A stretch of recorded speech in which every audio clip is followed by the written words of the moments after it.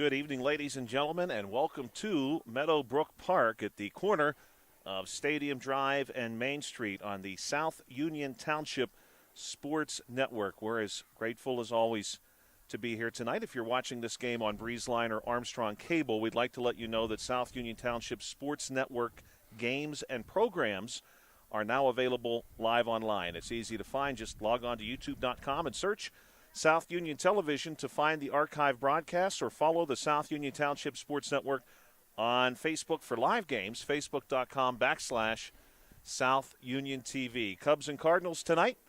We're just about ready to go. HARC T-Ball.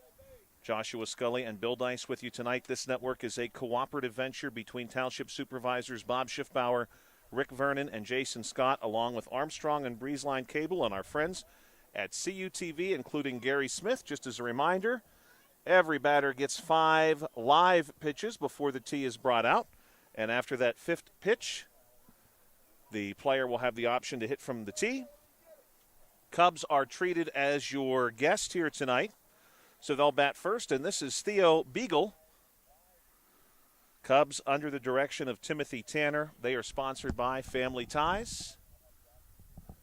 We play 3 innings. In each inning, each player on both teams will bat. Last player hits a home run, and they're going to bring the tee out now for Theo. Cardinals tonight under the direction of Kevin Colloy, their sponsor, Cherokee Fur and Recycling. And here's our first contact tonight. This one's a roller towards second base. And Theo has some speed. He really hustles down the line here. Good job there all the way around, fielding that one. Number 28, Lena Schussler. She did a good job coming up with that one. The Cardinals tonight in red and an almost off-white color with gray pants. The Cubs in white and blue. Neither team wearing dark colors tonight, which I'm sure they appreciate. It is a hot evening here in Fayette County. Here's a good-looking swing off a live pitch. This one skipped into left field by Arlo Hanger. Yeah, Josh, beautiful night out. We were a little concerned about getting tonight's game in, but, it's going to turn out to be a great night, I think. Very little rain. Ultimately today, we had a chance for some rain earlier today. That rain manifested itself a few times in a sprinkle here or there in our area, but nothing too significant, and I suspect quite a few of our listeners tonight probably grateful for that because of the storm system we had moved through a few days ago that left many people in Fayette County without power. This is Nash Ewing with runners on first and second base. June 10th, 2026, this one hit foul, so I believe they'll be sending the runners back. A nice breeze, actually, on cue as we talk about the weather. And Josh Arlo, who just got that last hit, his brother's no stranger to us, Charlie. Yes. We've had him on a couple times for the Yankees up at a couple age groups. Charlie, very, very good player. Arlo's going to bounce one back past his pitcher. Of course, a coach from the batting team serves as the pitcher. Here's a flip out to first base. Again, good fielding from the from the Cardinals. And, Bill, I don't know that you were with me the night that we had a chance to do the Marlins T-ball team. I was not. Hopefully we get a chance to see them. I would really like you to see them because they were incredible in the field. I have a feeling that was not just a lucky evening for them. And you know what, Josh? I got the opportunity to see a couple Marlin players last night playing up against my son Manny's team. And they got I'm not surprised, pitch, yeah. And they got a couple hits to start the game. Callan Zebley at the plate. He is the 4 batter. The Cubs expecting to have a lineup consisting of 7 players tonight. Callan with the white helmet. That's a sharp look, a really clean look with the Cubs white uniform. Cubs and Cardinals at the major league level. Of course, that's the I-55 series. Longtime rivals, believe it or not, at the major league level. The Cubs and Cardinals have only faced each other 3 times in the postseason, which I found to be incredible. You would think some way, somehow, that would have happened more often. Yeah, Josh, you would think so, but being in the same division for many, many years, right. That is true. Back in the day, you only got one team in the playoffs.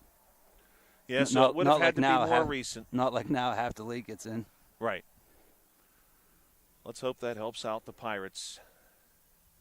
I would love to see, I know your purists would hate it, but it would be fun to see Major League Baseball take on a NHL playoff format where you let a whole bunch of teams in and maybe the Buccos could will their way into some postseason success. Zebley batting here with the bases loaded for the Cubs. Here's a good swing. This one is going to roll out in front of home plate. Zebley with a little bit of a bat flip there and rushing home. Of course, nobody is out, but the Cardinals would have had an out there. Yes, one of the most exciting plays in baseball. Yes, the especially race to home. On the Meadowbrook field, at least. The race to home, as Bill and I saw many, many times over the years. And, Josh, it's crazy, though. We haven't seen it that much this year. Whereas it felt like last year it was 4 or 5 times a game. Right, that is true. So maybe the hitters are becoming stronger or what? I still think we may see some of it. Here's one rolling down the first base line, and it gets through. Good-looking contact there. That was Mia Brooks. But you're right, Bill. We did see it an unusually large number of times, and maybe the hitters are becoming more powerful because we're seeing at the older levels more home runs this season too. Oh, definitely more than I can ever remember. I think we saw 7 or 8 last week in 2 games. Yes. That's in incredible. 1 week. In 1 week, we had so many. I had to make a highlight video of it. It was really impressive. Oh, I have a comment about that too, Bill. A comment about everybody I shared your highlight video with loved it. The comment was more so about something I had said during that video, and the scuba gear. Do it. No, it was not the scuba gear. Although, yeah, I love it. We needed the scuba gear, I think, for sure. A few times, some of those balls hit on the fly, and here's a good-looking hit by Evelyn Workman. This one's going to go foul, though. Evelyn will be followed by Caleb Tanner. Caleb is on deck, and as it stands right now, he's going to be the final batter for the Cubs.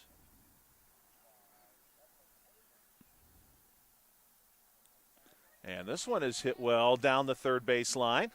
Cardinals will play it there.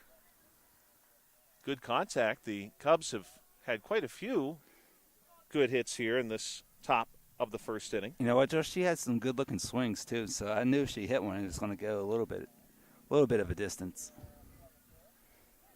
I look like a polished baseball swing. Yeah. Well, that's awesome because I do think even at this level, Bill, and in the coach pitch level, we have seen, I think, more offense, at least more consistency in the games that we've covered this season. Josh, I think it just comes with these kids getting out here and playing. We're far enough from the COVID era where these kids are getting to play a lot now. Right. Realistically, these kids have probably had the opportunity to play as early as they wanted to. And you figure even the coach pitch kids, they're 4 years in.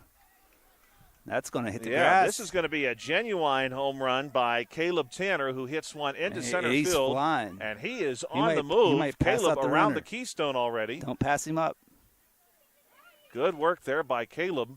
He's trying. And Tanner is going to clear them all for the Cubs, top one. So, Bill, the comment was someone who I had shared the video with, and I shared that video with many people. What we're referencing, by the way, is a highlight clip that Bill had put together of all the home runs that had been hit last week in the 12U division because we saw such an unusually high number. These are not inside the park home runs. These are genuine out of the park at the Little League field home runs. And someone had commented to me. Hold on, Josh. I think we have a question here. And we've got some clarification on the Cardinals lineup.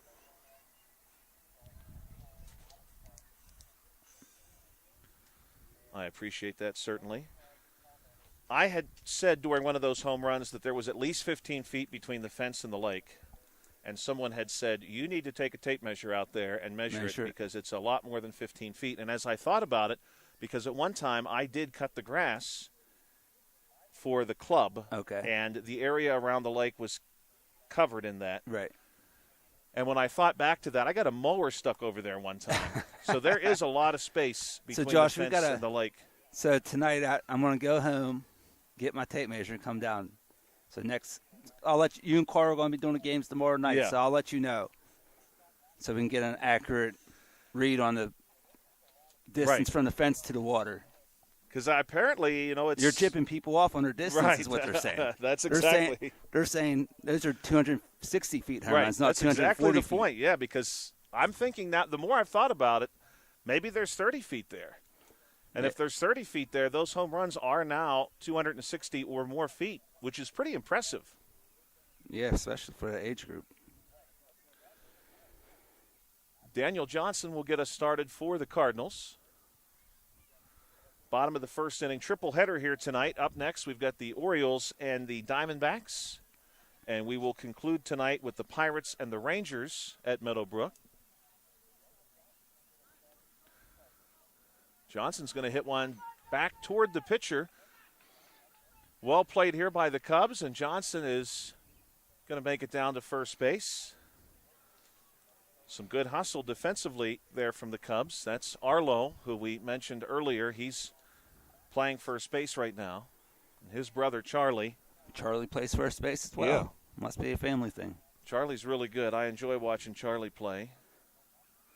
Rory Liebrick up next, and Rory, right-handed bat, will step in.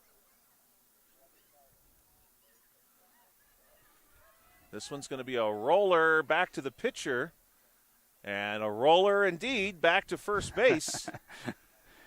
Josh, I almost said everybody is safe. I almost said this before we started, but I kind of forgot about it.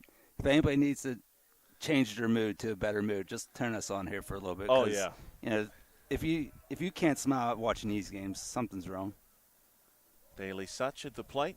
I would agree with that. Watching these players play and their responses to some of the action.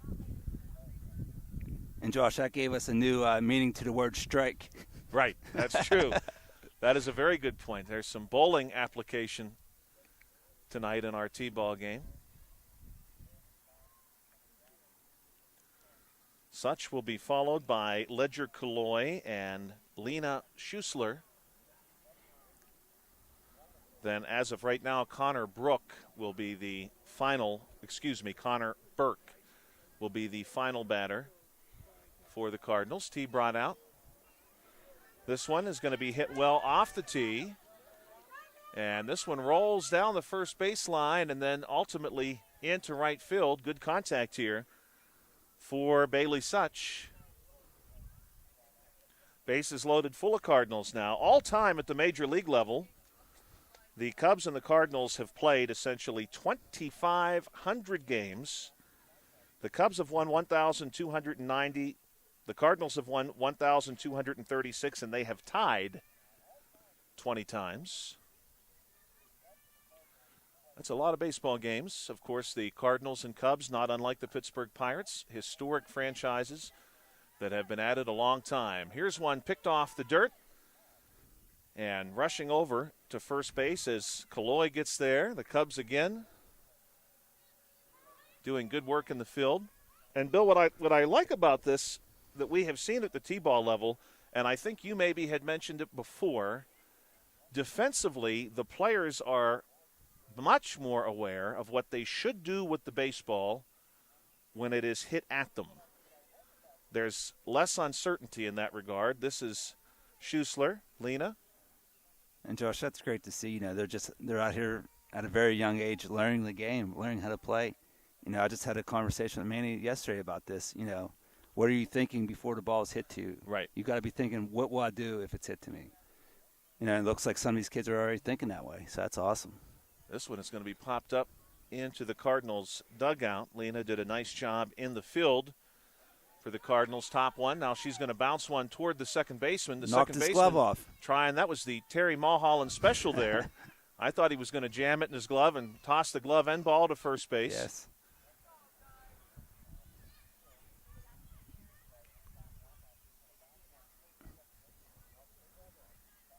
Connor Burke will step in. Now, based on the lineup I have, Burke is the final batter for the Cardinals. We'll see if that holds true. If it is, he's going to clear the bases for the Cards. 84 degrees, your game time temperature. Some thunderstorms this evening.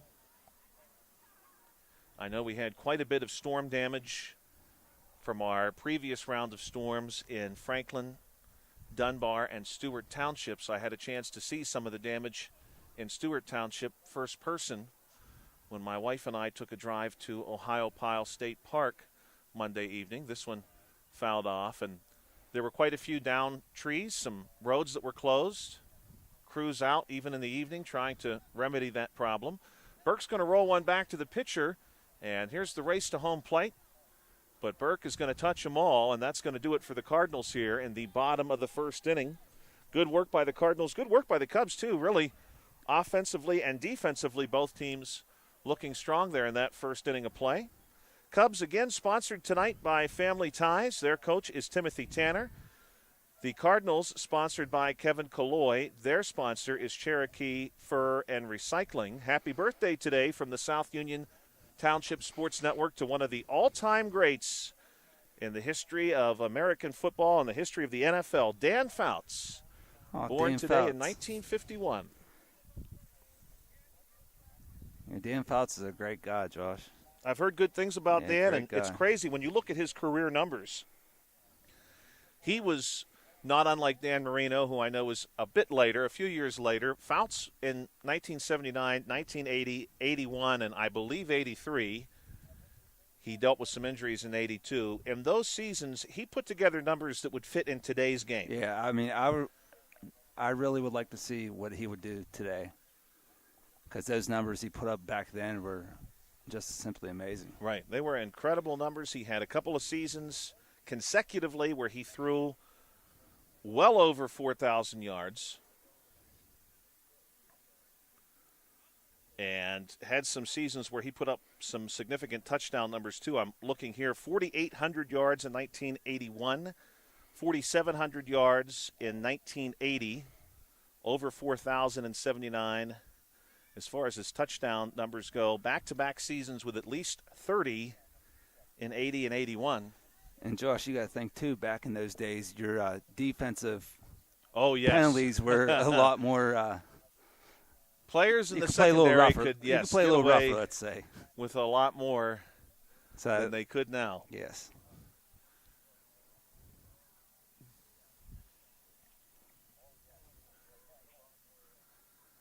Cubs back at it here, second inning. Live pitches coming to the first bat for the Cubs. This is, again, number 4, Theo Beagle.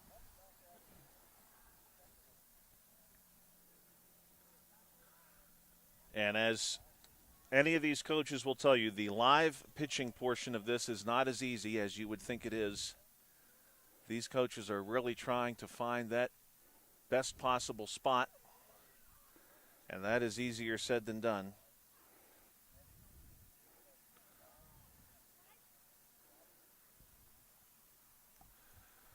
So we'll get the tee for Theo. Also today, June the 10th, as it's already June the 10th, which as a school teacher, that's a bit alarming to me. June the 10th, also Portugal Day, which is a national celebration in Portugal. Really, it's a global celebration to celebrate the Portuguese people. Good-looking hit here by Beagle. He gets down to first base. So, of course, in Portugal itself and in the former Portuguese colonies, I'm thinking mainly Brazil, today is a festive day. Probably a good day, I would guess, to catch a beach somewhere in Brazil, or Portugal for that matter.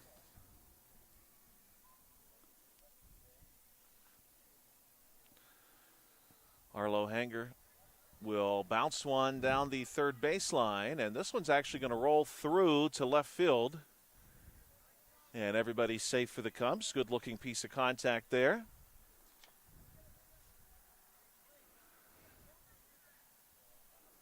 You know what, Bill? I really like these Cardinals uniforms. They're a little bit different with that off-white and the gray. It kind of looks like a tan. Yeah. From this distance. It's an old-fashioned type of look. Yeah, it's neat. Like that, yeah. You know, Josh, like the Cubs uniforms are really nice as well. Oh, yeah. And it's such a difference from when I played. You know, we used to have these like wool tops, and when I played, they were it was just a true awful. T-shirt. You wore a T-shirt. See, we had like wool shirts, which aren't very good for the that would be summertime. hot, yeah. When I played at Bailey Park as a kid, you got the T-shirt and socks. We did get socks. I think we had to buy our own pants. I had black pants, the yellow socks, yellow T-shirt. We were the Kiwanis.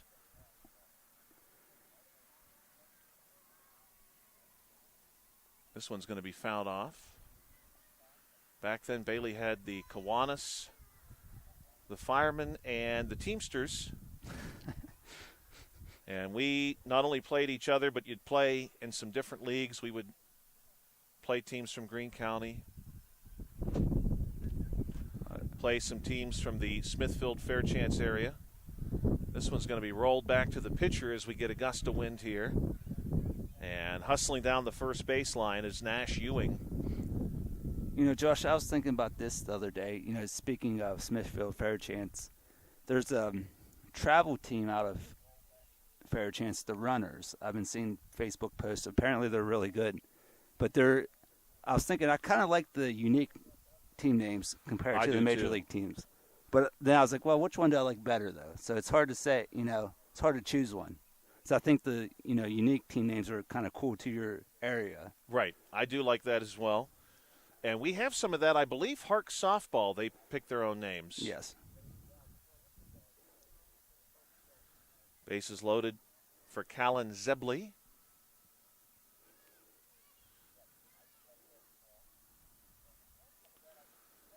Definitely a warm day on our next break.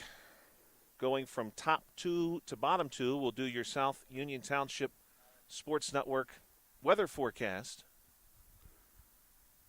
Hoping to cover a ball game tomorrow night, some Pony League action, weather permitting. Yeah, Josh, it'll be the first Pony League action on the South Union Township Sports Network in probably like 15 years. Well, I'm hopeful. Carl Childs and I will be keeping an eye on the weather, and hopefully we can. Yeah, hopefully it cooperates. Keep the lightning away from.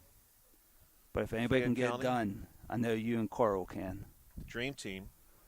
This one fouled back. Carl and I have got a lot of compliments this year. That's not to say that Bill certainly gets his fair share of compliments too. Do not get me wrong. But Carl and I have been called the bosses of HARC. This is a roller, and everybody's safe for the Cubs. Zebley down to first base. Mia Brooks, by the way, nothing could be further from the truth. But we were referred to as the bosses of HARC. Oh, there's a rip. Well that's building sandcastle. Brooks has one roll into center field. That one almost got the sandcastle. Nice hit there. Cardinals able to track this one down in center field. Josh, I think if we were tracking exit velocity, that might be our highest exit velocity of this game. Easily for this game, yeah. I would certainly think so. Nicely hit. Exit velocity, of course, a newer metric within the world of baseball, measuring the speed of the ball off the bat of the batter, which... Josh, we're going to have to check MacBids, find some kind of right gun something for that, we can, some kind of radar. Something we can put onto the links behind home plate. Yes. There's got to be something. That'd be fun. This one's going to be rolled down the third baseline. Second forgot to go. There he goes. That's going to be, I believe, number 6, Zebley, who gets over to third base. Josh, we got dueling sandcastle battles here. Second base and pitchers out there going at it. Like I said, Josh, if you can't watch this game and smile, something's wrong. These are a lot of fun. And they're a good length, too. The 3 innings, I think, is appropriate. This is going to be Caleb Tanner, who had some good contact last time. He's got a good quick swing, Yes. Good really bat gets speed. the bat out over the plate very quickly. And you can see generating some power, too, from the hips. And this one's going to be rolled to first base. And that should clear him for the Cubs. And Tanner, he certainly moves very, very well. He's off to the races again. And he really makes Workman, who bats just ahead of him, work for it. But he was careful not to pass her. Yeah, that was good base running. Looked like Ricky Henderson out there. Your South Union Township Sports Network weather forecast as we look ahead to the remainder of this week. We are going to see some thunderstorms this evening, and according to the National Weather Service based in Pittsburgh, we will see locally heavy rain tonight. Those storms probably not in the area until closer to midnight, so certainly I would think most of the activity for today would have been concluded at all levels of play in HARC. Tomorrow, high of 86. During the day, some clouds, scattered thunderstorms. Some storms may contain strong gusty winds, so Carl and I will be keeping an eye on that tomorrow. Friday, unfortunately, more rain, including the potential for some locally severe thunderstorms. High on Friday, 81. And then Saturday, a few clouds, sun, 83. Potential for rain in the forecast again on Sunday, and a much cooler day. Bill, next week is going to be incredibly cooler. The high on Monday and Tuesday may only get to 70 degrees. Oh, wow, that's not very good for the old swimming pool. I'll have to turn my heater on, which in turn won't be good for the old gas bill. It's a whole domino effect here, Josh. That is. Daniel Johnson will get us started for the Cardinals. He's in the batter's box. Johnson to be followed by Liebrick and Such. Daniel Johnson, right-handed bat. Coach is out here throwing some fastballs, Josh. Yeah, he is. He's got some velocity on these. The Cubs pitcher is trying a different strategy. That being said, overhand is where these players are going, so most of them. The young ladies, of course, will continue to see underhand. The young men will soon be seeing only live pitching, of course, from their coaches at the coach pitch level, but the tee is, of course, removed at that level of play. And, Josh, like you said, you know, it is so difficult to throw to these batters who are so small. You know, they have no strike zone, basically. That's true. A good uppercut swing here from Johnson. And he's going to beat the throw down to first base, and Johnson safely in to get us started with a single. Really appreciate, too, you see not only a couple of coaches per team, head coach included, but you see plenty of other adult help on the field just to keep the game moving. We are bottom 2 now.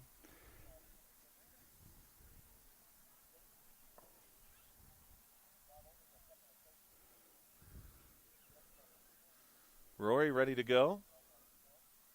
Is going to hit this one down the third baseline, and she's quickly out of the batter's box and safely to first base ahead of the throw, which is nearly corralled there by the Cubs.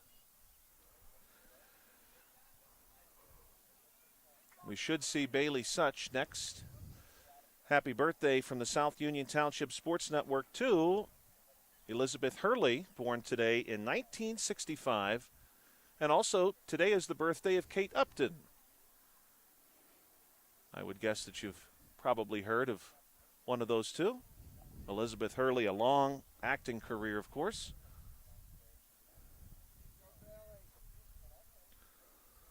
Bailey Such at the plate. Batting with runners on first and second for the Cardinals, excuse me.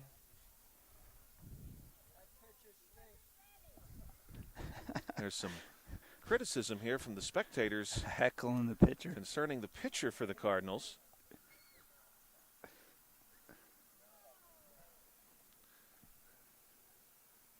And they'll get the tee here for Such. They're calling for the lefty out of the pen, Josh. And here's one hit back to the pitcher. Cubs are going to charge it, but it slips through to the pitching circle. And Bailey Such down to first base. Well done there by the Cards. Yeah, pitching at this level, Bill, and coach pitch, of course, at the coach pitch level, to make things even more complicated, you're doing that competitively. Right. So you don't want to repeatedly strike out your own players. No, you don't want to strike out your own team, that's for sure. It's kind of like shaving points. Ledger Calloy, number 4 batter. All of the Cardinals have a very sharp red belt on as well that really completes the look, I think, for them. Some spectators to our left cheering for Ledger. Ledger's got some fans over on the playground for sure. This one is going to be hit in front of home plate and rolled toward first. And Ledger down to first base safely. Run scores. No score for T-Ball. Another run going to sneak home for the Cardinals. Uh-oh. Maybe a... Got aggressive on the base pass. Give Ledger a couple of RBI there. Stealing home.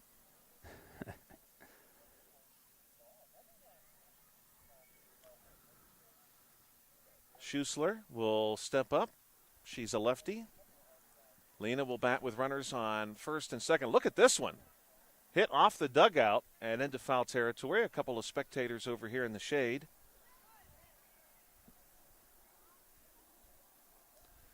Good contact to get us started. And now one bounced back to the Cubs pitcher. And everybody's going to be safe for the Cardinals. Base is now loaded.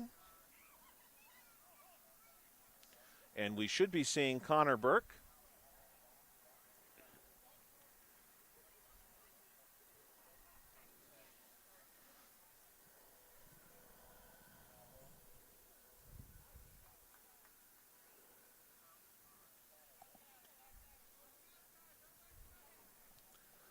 Last batter is Burke, so coaches reminding the Cardinals players that everyone will be moving here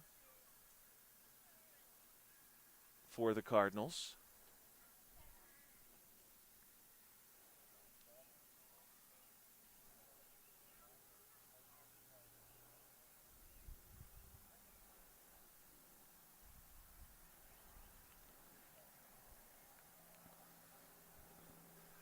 Next one on the way to Connor, and they'll bring the tee out. I had mentioned to Bill my surprise at the fact that the Chicago Cubs and the St. Louis Cardinals have only met 3 times in the postseason ever, despite their extensive histories. And this one hit down the third baseline, will be fielded there by the Cubs. The race to home would have been successful, but this is going to clear the bases, and Burke will touch them all for the Cardinals and drive in his remaining teammates. And that's going to complete inning number 2. Here's what's really fascinating about that. Those 2 clubs met in the postseason in 2015. That was their most recent postseason meeting.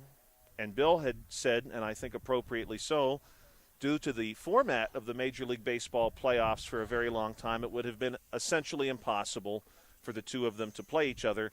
You have to go all the way back to 1885 and 1886 for the first 2 meetings. So 1885, 1886, and 2015. Wow. Obviously, long histories for both of those franchises. We want to thank our sponsors tonight who have made this evening possible for this broadcast. Smith Lewis Chess CPAs in Uniontown, Davis & Davis Attorneys at Law, the Sprouse Insurance Group and Agent David Hughes, SWGI Specialist, now a part of U.S. Digestive Health, the UPMC Rehabilitation Institute and physical therapist Jim Burns, United Bank, and the South Union Township Supervisors Bob Schiffbauer, Rick Vernon, and Jason Scott. Again, happy birthday to Dan Fouts, born today in 1951. Dan still has some good years left, I hope. Long broadcasting career for him, of course, after his playing days came to a conclusion. A lot of success on the field as a quarterback for the San Diego Chargers. I might even put him, Bill, I don't know, I don't know how many Charger fans are listening. Obviously, people will want to put Phillip Rivers and Drew Brees, despite Brees' short tenure with the Chargers, on some kind of all-time great quarterback list. Justin Herbert is probably working his way up there. I think Fouts is still at the top. And I would sneak somewhere on that list, too, Stan Humphries, who was the one quarterback to get the Chargers to a Super Bowl. Fouts came very close a couple times. Yeah, Josh, I would say Fouts is probably at the top. I think especially given the era he played in. Comes back to the plate, top three. First batter, I should say. I was looking at the number one as I said inning. That. This is the final inning of play. And I don't believe the Cubs have changed their lineup. I told both teams if they wanted to, I know they like to, that we would be okay, that we would certainly figure it out.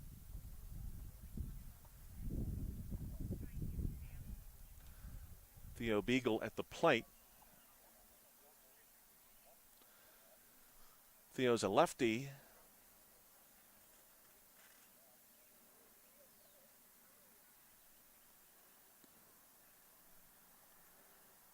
And they'll get the tee for Theo.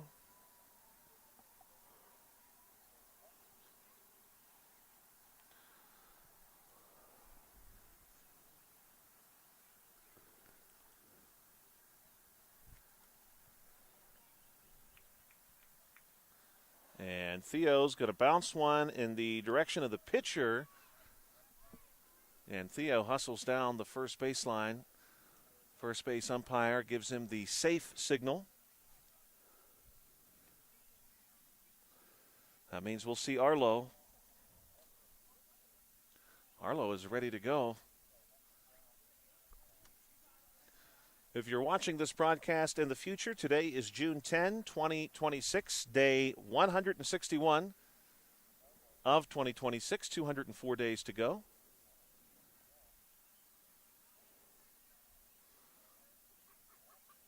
For me, I'm measuring, of course, days in summer break. And I believe if I count the meetings I attend, I've got 73 days of summer break, and if you don't count Thursday, I'm on day 6. That number's getting a little high. This one rolled into center field, and everybody's going to be safe. Good contact there by Arlo, definitely.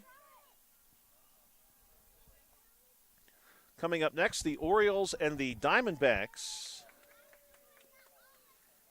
And your final game slated for an 8 p.m. start, the Pirates and Rangers.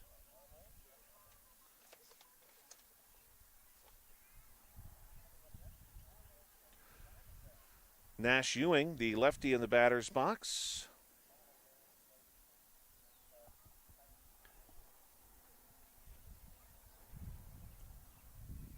Ewing is ready to go. This one is going to be hit foul down the first baseline. Nash wears number 5 for the Cubs.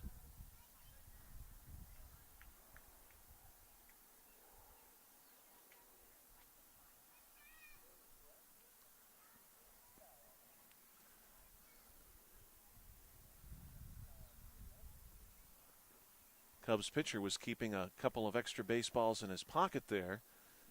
He pulls one out, offers another one to Nash. Now one more. These are some deep pockets. Next one. Swung at and missed.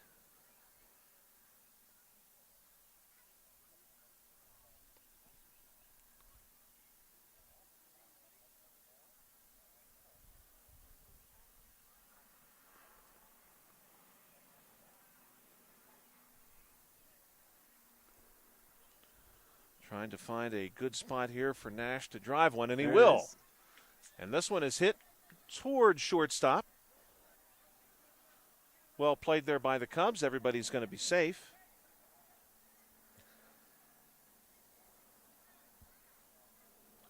Good work there by Nash Ewing to stick with that and deliver.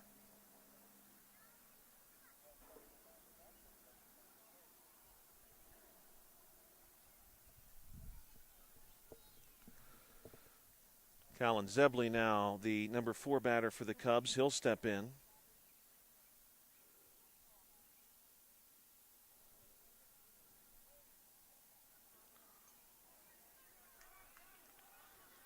Here's one rolled back to the pitcher. And the throw over to get Zebley will not be in time. So everybody is safe for the Cubs.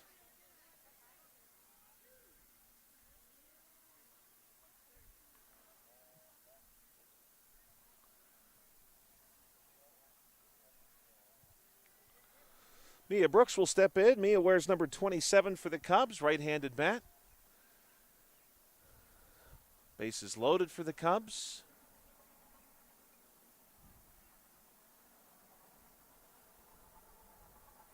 Mia fouls this one back. Both the Cubs and Cardinals. Here's one hit. And they're going to call this one fair. And so Brooks easily down to first base. Both the Cubs and the Cardinals, of course, at the major league level in the National League Central with the Pittsburgh Pirates, two of the Pirates' rivals, along with the Reds and Brewers. No love lost, I don't think, for the Cubs or Cardinals from most Pirate fans. Of course, the Cardinals ended the Pirates' 2013 postseason run. The Cubs ended the 2015 postseason run before it ever got started. Evelyn Workman, good-looking swing here. Now this one is hit, and no ruling on this yet. They'll say foul.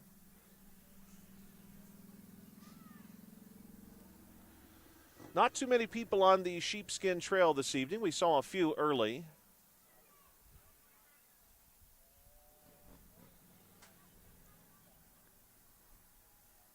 Here's one fouled back off a Workman's bat.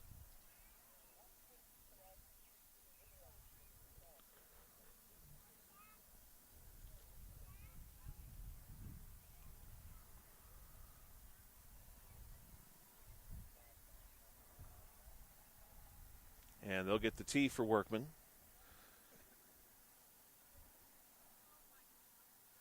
Yeah, Josh, it's a little warm out here still for a sheepskin. I suspect we might get some more customers here in the next half hour or so. I think so, too, as the sun is beginning to dip behind us. Workman hits this one down the first baseline, and she gets down to first base. And if I'm Evelyn Workman, I'm thinking about starting running right now because Caleb Tanner is going to try to catch you.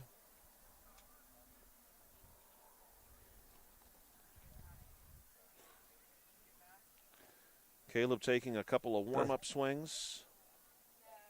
Josh, we need a good base stealer for the Chicago Cubs all the time. Boy, that's a good question. Let's see if I can get that real quick. All-time leader. This one hit foul. Backward. And this one is going to roll foul. Here's one well struck. This is going to go into right field. And look at how quickly that young man is out of the batter's box. He is not playing around. Keep your eye on him in seasons to come because I have a feeling. Keep an eye on him at the 100-meter track meet. Yeah, I have a feeling he's going to be pretty good. Pretty quick on the bases at the very least. According to what I'm seeing right now, Bill, all-time stolen base leader for the Cubs, Frank Chance, with 400. Frank played at the very beginning of the 20th century during a time in which I'm sure there was quite a bit more base stealing than we see in the game now. Top of the third inning completed. as we prepare ourselves now for bottom three, conclusion of the game. We want to thank our sponsors again, Smith Lewis Chess CPAs in Uniontown, Davis & Davis Attorneys at Law, the Sprouse Insurance Group, and Agent David Hughes, SWGI Specialist, now a part of U.S. Digestive Health, the UPMC Rehabilitation Institute, and physical therapist Jim Burns, United Bank, the Laurel Highlands, I'm reading the wrong spot, South Union Township Supervisors, Bob Schiffbauer, Rick Vernon, and Jason Scott. Of course, I'm sure if the Laurel Highlands girls basketball boosters could help us, they would. I don't doubt that for 1 second. Yeah, we got some future Lady Mustangs out here, I'm sure. Yeah, I think so, certainly. On this day in history, if you're a fan of the American Civil War, today in 1861 was the Battle of Big Bethel. And a few years later, in 1864, the Battle of Bryce's Crossroads, although that being said, neither day a great day for the Union. Both of those battles were Confederate victories. Also today in 1898, during the Spanish-American War, it was the Battle of Guantanamo Bay, where U.S. forces began the invasion of Spanish-held Cuba.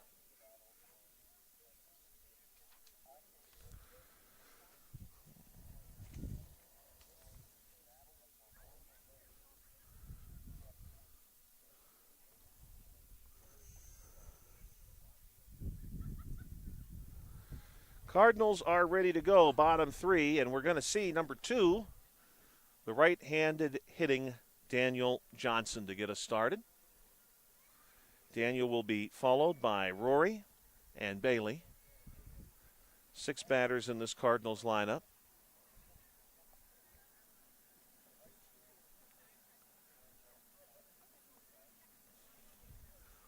Both of these teams doing a really nice job this evening, despite the heat. Coaches and volunteers doing some good work out here, too. And we've also got a food truck with us tonight at Meadowbrook Park.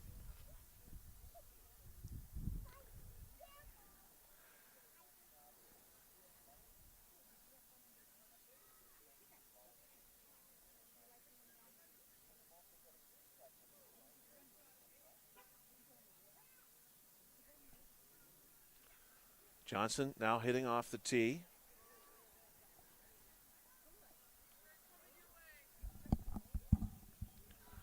Couple fouled off. Young lady looking to find her way through. Got our first visitor. And this one is hit back to the pitcher. Johnson hustling down to first base, and he's in. That one is going to be thrown away. We've got a bit of a maze back here. Not easy for anybody to find their way through, although that young lady was the correct height to make it. Right. Someone she my would height have been under the camera. Yeah, someone my height would be really struggling. Rory Liebricht at the plate now with Johnson on first, and Rory's going to hit one back past the pitcher. Throw to first base. This would have been a close play at the coach pitch level, but Rory is in safely. So is Daniel Johnson, for that matter, at second base. And now we'll see Bailey Such. Bailey will bat with runners on first and second base. Orioles and Diamondbacks due up at 6:45 p.m. That's about 20 or so minutes from now. Here's one hit down the first baseline by Bailey. Bailey off to the races. Good piece of contact. Cardinals now have the bases loaded. We'll see Ledger Kalloy and then Lena Schussler and Connor Burke.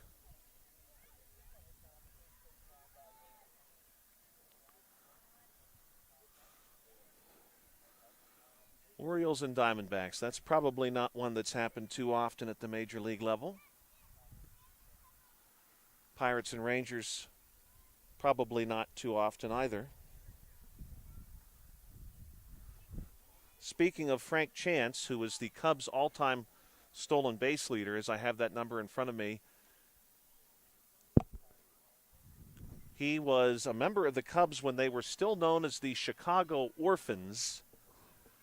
The Cubs went through a lot of name changes early in their history, and they became the Orphans after one of their early owners ultimately abandoned the team.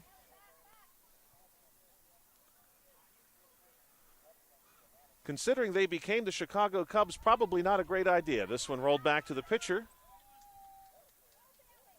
And Ledger is safely to first base.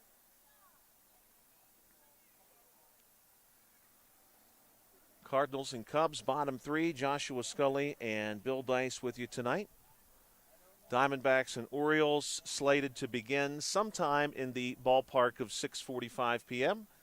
8 o'clock start for the Pirates and Rangers. Nice breeze here as Lena comes to the plate. The lefty. Now here's one well hit to second. Really good contact there. Flip over to first base. Oh, and that was a close play. Lena, though, in safely. And so the final batter of game number one, Connor Burke, will be summoned to the plate. Connor wears number 7 for the Cardinals. T-ball, of course, only does play the 3 innings, so these games can range anywhere from 45 minutes to about an hour.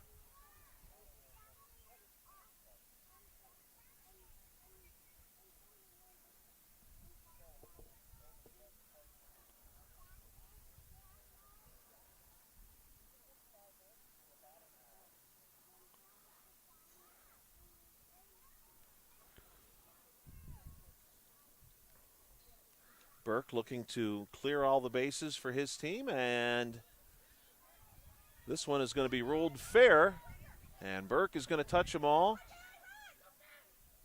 Good work here from the Cubs to track that one down. And that's going to do it for the Cubs and Cardinals. HARC T-ball on the South Union Township Sports Network. We'll take a short break. When we come back, it'll be game number 2 of a triple header. Orioles and Diamondbacks due up next. Pirates and Rangers to follow that. And, of course, and as always, we're grateful that you are here with us to enjoy these games. Bill makes an excellent point when he says just watching these games, seeing these players play this game is a lot of fun. And it really reminds you, you know, Bill, is probably maybe someone out there needs to hear, there's always a reason to put a smile on your face, and watching these kids play at this level, I think, does that for just about anybody. Yeah, absolutely, Josh. You know, it's a lot of fun. You know, it's exciting just to see these kids out here playing, having a good time, and getting some exercise, learning the game a little bit. We'll see the Orioles and Diamondbacks in about 20 minutes' time here on the South Union Township Sports Network. Bill and I will step away momentarily. We'll be right back for game number 2.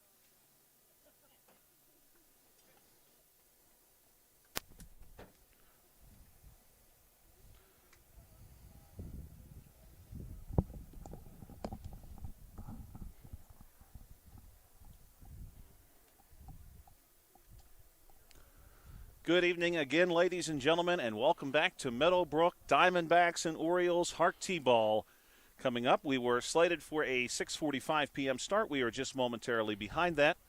The Orioles tonight dressed in orange and black, white belts. They will be treated as your home team and will play the field first. Your visiting team, the Diamondbacks, in gray and purple. The Diamondbacks tonight under the direction of head coach Justin Wilson. They are sponsored by Bright Stripe. And the Sproul's Insurance Group is your sponsor for the Orioles. They are under the direction of head coach Robbie Junk.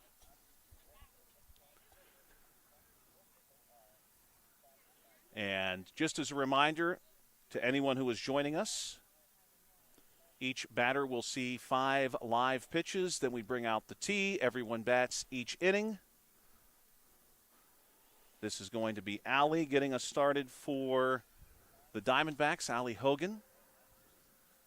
Everybody usually gets a single. Every once in a while you'll see somebody try to squeeze a double out of a good hit.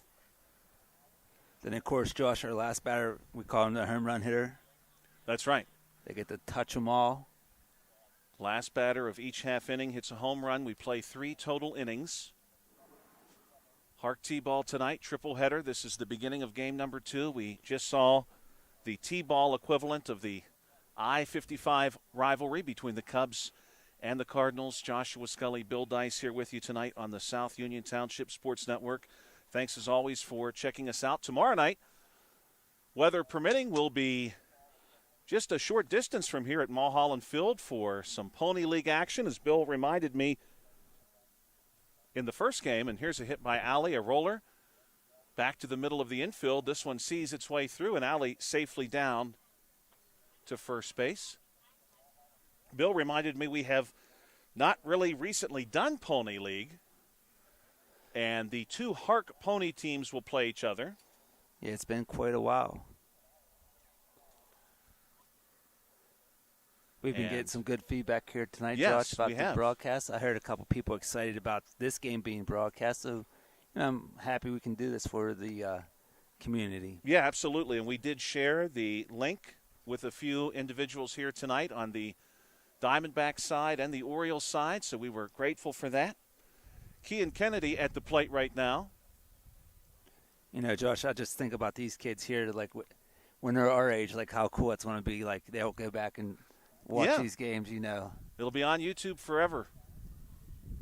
Forever archived. I don't think YouTube is going anywhere anytime soon. That seems to be doing all right. This one is going to be hit foul back towards the Orioles dugout. 82 degrees, your game time temperature as we got this one started. It feels like 88 degrees with the humidity, which has been somewhat high today. That's Kean batting with a runner on. That's a really nice green batting helmet he has there, Josh. Yeah, very like distinctive. That. We won't forget him. And we'll bring the tee out for Kean.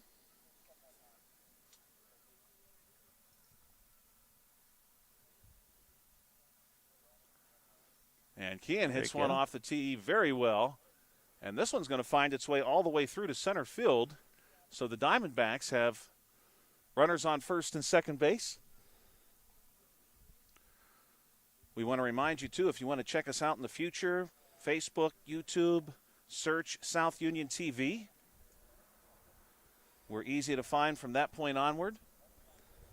And our live streams are relatively easy to identify, but these games are archived and will be available for you later, too. And, Josh, when they go on there on the YouTube, they can click on that little bell button and then get notifications anytime we go live. That's true, too. Those are actually very helpful. This one is going to be fouled back. Unless you're like me, Josh, and have like 50 different pages belled and your phone's just dinging all day long. I'm guilty of that, too, though, definitely. Connor Leckley at the plate right now. Leckie, the number 3 bat for the Diamondbacks. Again, the Diamondbacks coached by Justin Wilson. Their sponsor is Bright Stripe. He's going to roll one to shortstop. And everybody for the Diamondbacks will be safe. Ball is corralled there. Coming up with that one for the Orioles is number 4, Connor Riley. Only 4 players for the Orioles tonight. Playing first base for the Orioles, number 6, Kenson Ruby. He was good-looking throw here back to the Diamondbacks pitcher. Of course, it is a coach from your team who does the pitching for the live pitches. Kenson was ready to see that ball thrown across the diamond to first base. Easton George due up.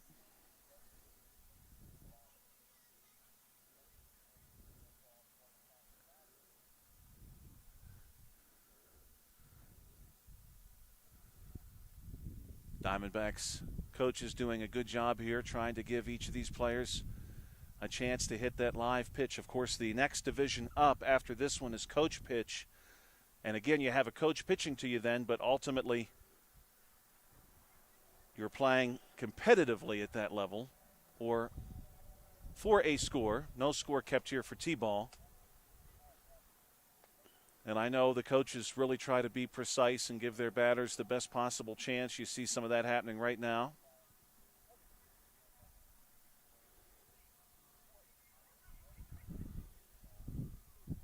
And this one is hit foul back toward the Orioles dugout. I want to thank the coaches for both teams who helped me with their lineups and get that information together. This one again hit to the dugout, foul.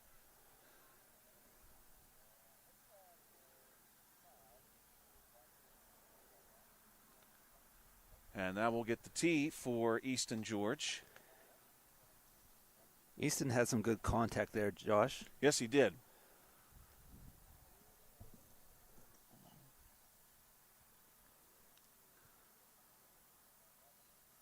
And Easton will foul this one off. Ball lands on the plate. They need to move him a little closer to the ball. Now they've got him ready to go. Few walkers on the trail, Bill, as you had expected to see. This one bounced back toward the pitching circle, now rolling between first and second base. And everyone will be safe for the Snakes. And we should see Nolan Russell due up. Josh, the Orioles defensively were really aggressive on that play. They had 3 players chasing after the ball, 3 of the 4. And keep in mind, there's only 4 of them. Yes, they were. The first baseman stayed home like he should do, so that was good. Joshua Scully, Bill Dice, live from, if you're at home plate, what looks to be the 2G Brothers press box. Right behind the 2G Brothers sign in right field.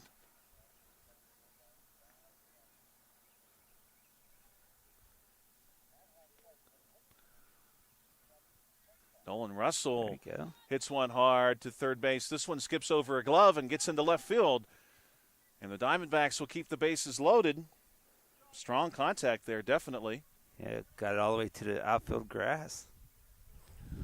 Rowan Wilson due up for the Diamondbacks now. Top 1, game 2 coming up after this one.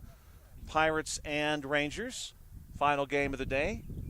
Scheduled start time 8 p.m. here on the South Union Township Sports Network. Periodically getting a little bit of a breeze here at Meadowbrook. The sun dipping behind us in right field, putting some long shadows on the field. This one bounced back toward the pitching circle by Wilson, and everyone's safe for the Diamondbacks.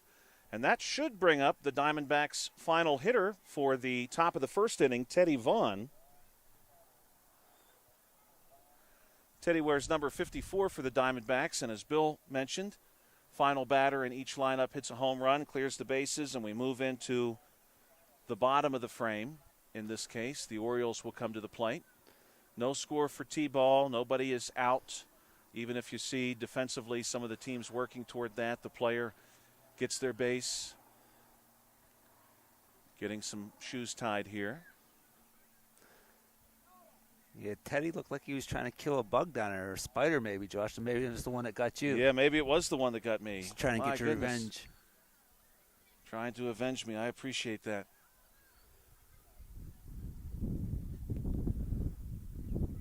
Don't mind that breeze, though, but looking at the weather forecast from the National Weather Service, it does look like there is some real concern now about the storm system that is to reach our area around midnight. It could be a bit worse than was previously expected. So how's tomorrow looking, Josh? Tomorrow is going to be probably 50-50, I would guess. 50-50. It does look like the worst of the weather will be through the area early, but there's a chance for some lingering storms later in the day. The really severe weather comes overnight. This says cloudy in the morning tomorrow, scattered thunderstorms later in the day. Storms may contain gusty winds. Of course, lightning is the concern. We can tolerate some rain.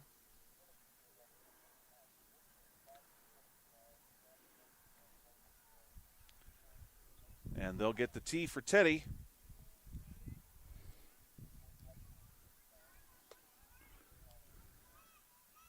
And Teddy will be looking to drive in his teammates.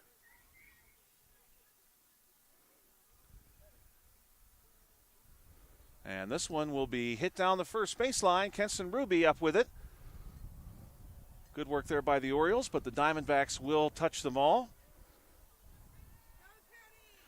And Vaughn clears them for the Diamondbacks top one.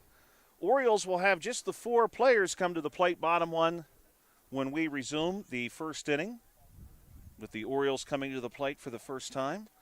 We'd like to thank those businesses who have helped to make this network possible.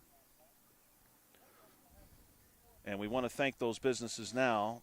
Smith Lewis Chess CPAs in Uniontown, Davis & Davis Attorneys at Law, the Sprouse Insurance Group and Agent David Hughes, SWGI Specialist, now a part of U.S. Digestive Health, United Bank, the UPMC Rehabilitation Institute and physical therapist Jim Burns, plus the South Union Township Supervisors Bob Schiffbauer, Rick Vernon, and Jason Scott. Joshua Scully and Bill Dice here with you in the middle of a triple header. This is Game 2 for HARC T-Ball. South Union Township Sports Network coverage is a joint cooperative venture with Township Supervisors Bob Schiffbauer, Rick Vernon, and Jason Scott, along with Armstrong and Breezeline Cable and our friends at CUTV, including Gary Smith. Coming up later, Pirates and Rangers. This is Diamondbacks and Orioles. June 10th, 2026, today's date, if you are watching this broadcast in the future. Taking a look at this day in history, we had quite a bit of Civil War, American Civil War history on this date. Of course, during the American Civil War, you also had the French occupation of Mexico.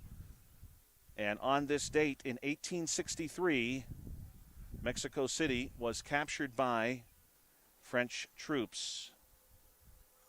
Just about a month ago, if you celebrate the Cinco de Mayo holiday, you are celebrating the Battle of Puebla, which was also part of that conflict, a Mexican victory in that case. Orioles ready to go. Head coach Robbie Junk doing the pitching. Volkley Sickles at the plate to lead off the Orioles. Handling the catching, assistant coach Scott Ruby. Orioles again sponsored by the Sprouse Insurance Group.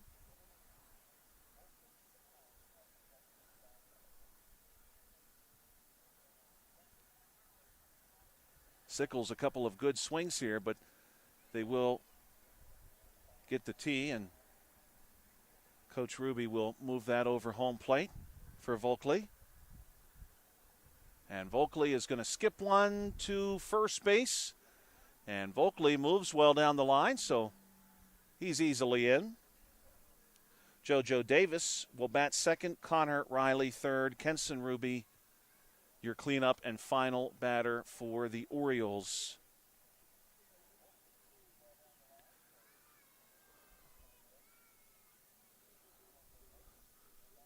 First one on the way to JoJo, good swing. This one fouled back.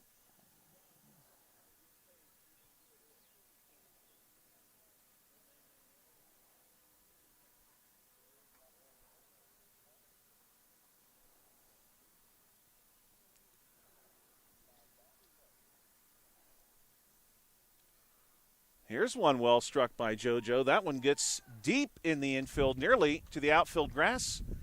Corralled at shortstop. Getting on that one is Teddy Vaughn. Runners now on first and second.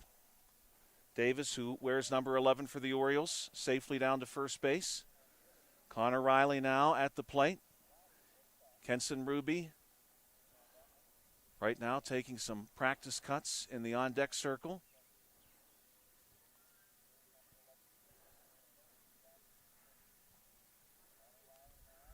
Coming up during our next break, South Union Township Sports Network Trivia. This one hit back past the coach. Diamondbacks are going to cut this one off near second. Base is now loaded full of the birds from Baltimore and not the Ravens. Of course, the Orioles bearing the name of the Major League Baseball team from Baltimore. The Diamondbacks, likewise, for the team based in the Phoenix area.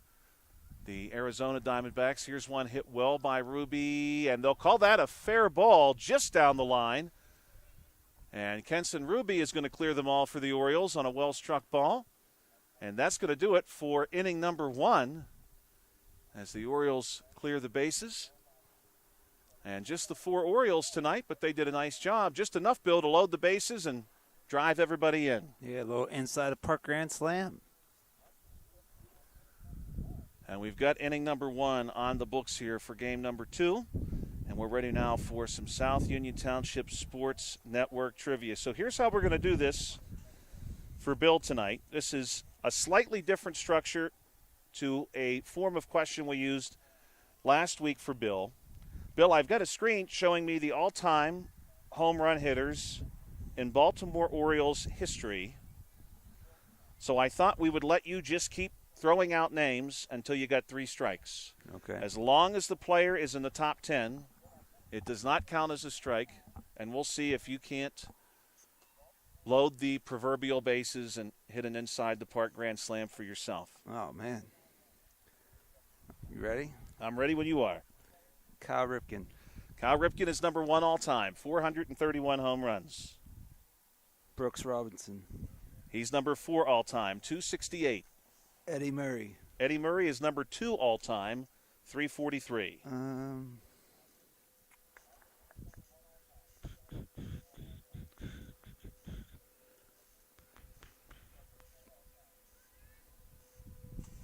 Let me think. There are a few who are Brady Anderson. Yes.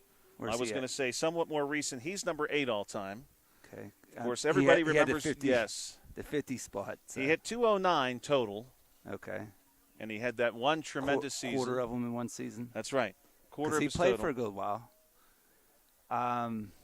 Chris Davis. Chris Davis is number 6 all time, 253. Rafael Palmeiro. Yeah. That was one I had forgot that he played for the Orioles. 223. Rafael, of course, a long and prestigious career. Right now, Ali Hogan at the plate. Bill, you and I have sometimes talked about Jose Canseco's book, Juiced. Of course, that book did not do Rafael many favors. It gets referenced a lot on this broadcast. Yes, it does. I think I told you the story as Ali Hogan is at the plate for the Diamondbacks of my buying that book. I was so excited to buy it. I went to what I think was still Walden Books. Walden Books in the mall? And I waited in line. Oh, wow. It was a line for the store open or for the book?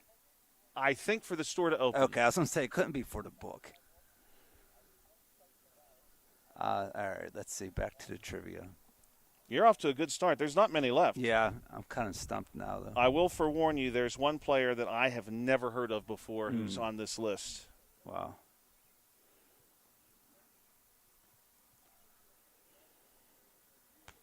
How many do I have? You have 1, 2, 3, 4, 5, 6. You have 6. That's pretty good. Ali Hogan to get the Diamondbacks started. And this one is hit down the first baseline. Ruby is going to track this one down. Now he gets some help from his teammates. And Hogan is safely to first base on a ball that ultimately got relatively deep into right field. Yeah, nice job there by Ali. Weather permitting, we'll be back with you tomorrow night. Pony League action, the 2 HARC Pony League teams. Those teams, by the way, they do play teams from other leagues. Clark, a team from Smithfield, a team from Mapletown, I think a team from Carmichael's. I stand to be corrected on that, but I believe that's accurate. So, Josh, who's the lowest person I got so far on the list? Let's take a look. Kean Kennedy at the plate. Kennedy with that distinctive helmet. Yes, I like that. Batting with a runner on first base. The lowest you have right now, Bill, is number 8, Brady Anderson. 204. In fact, I'll give you a quick rundown here. We'll watch one more pitch. I'll give you a rundown of the number associated with the batters you've named. 1, 2, 4, 6, 7, 8.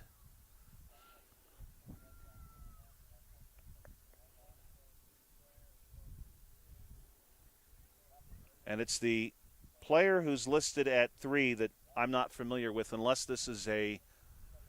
he is listed under a nickname that I have not heard of before. I'm assuming this is a player from well before my time. But they hit 303 home runs in their career with the Orioles, so that's a significant number. And the tee will come out for Kean.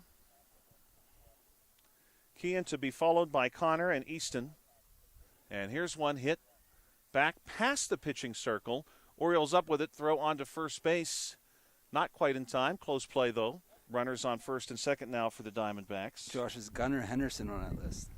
He is not. Oh, must be close.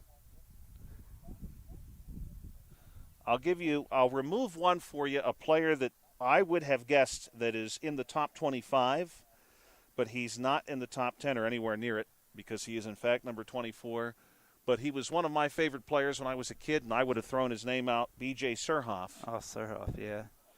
He hit 120 home runs with the Orioles.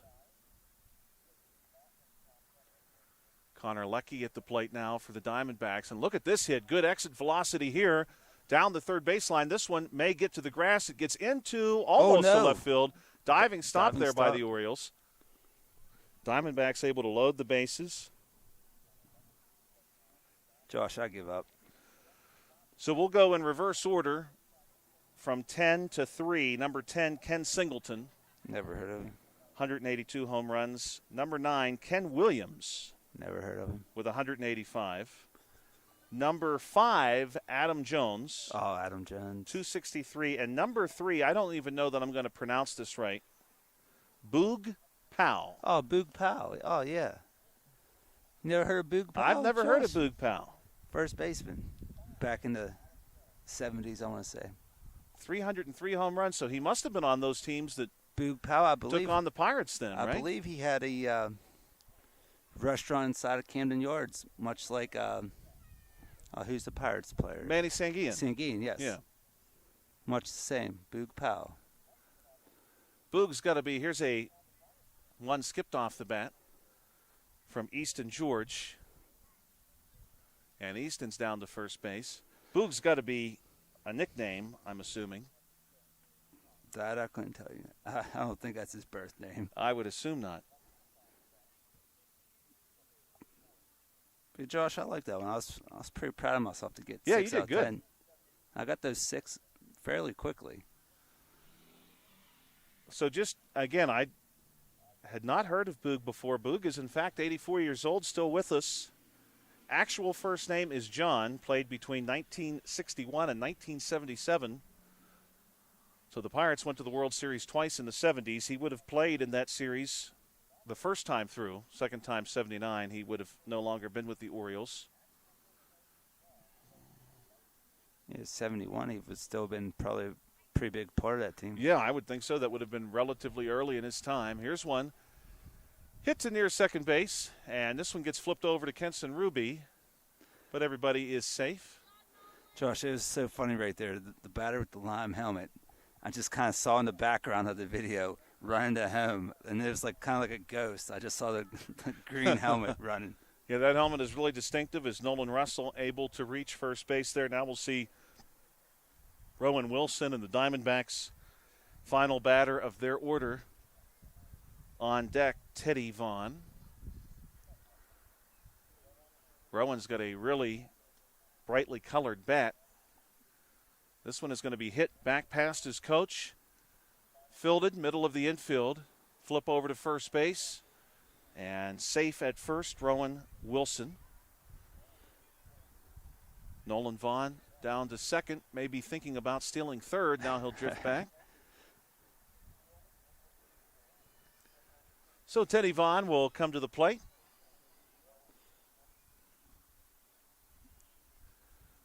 Top two, Diamondbacks and Orioles, HARC T-ball.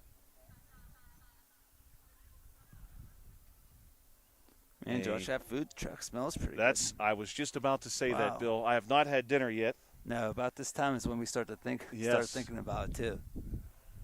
I am, and it smells very good. The wind is bringing the smell of the food truck this way.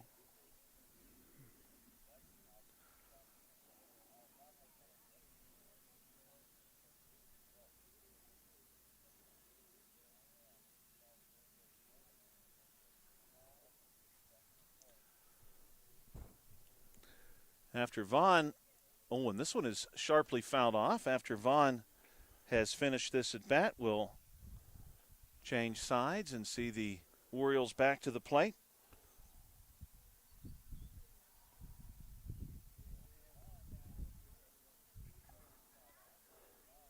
Josh, a lot of excitement in Pittsburgh last night for the Pirate game, facing the Dodgers with Skeens on the mound, a Tawny in town.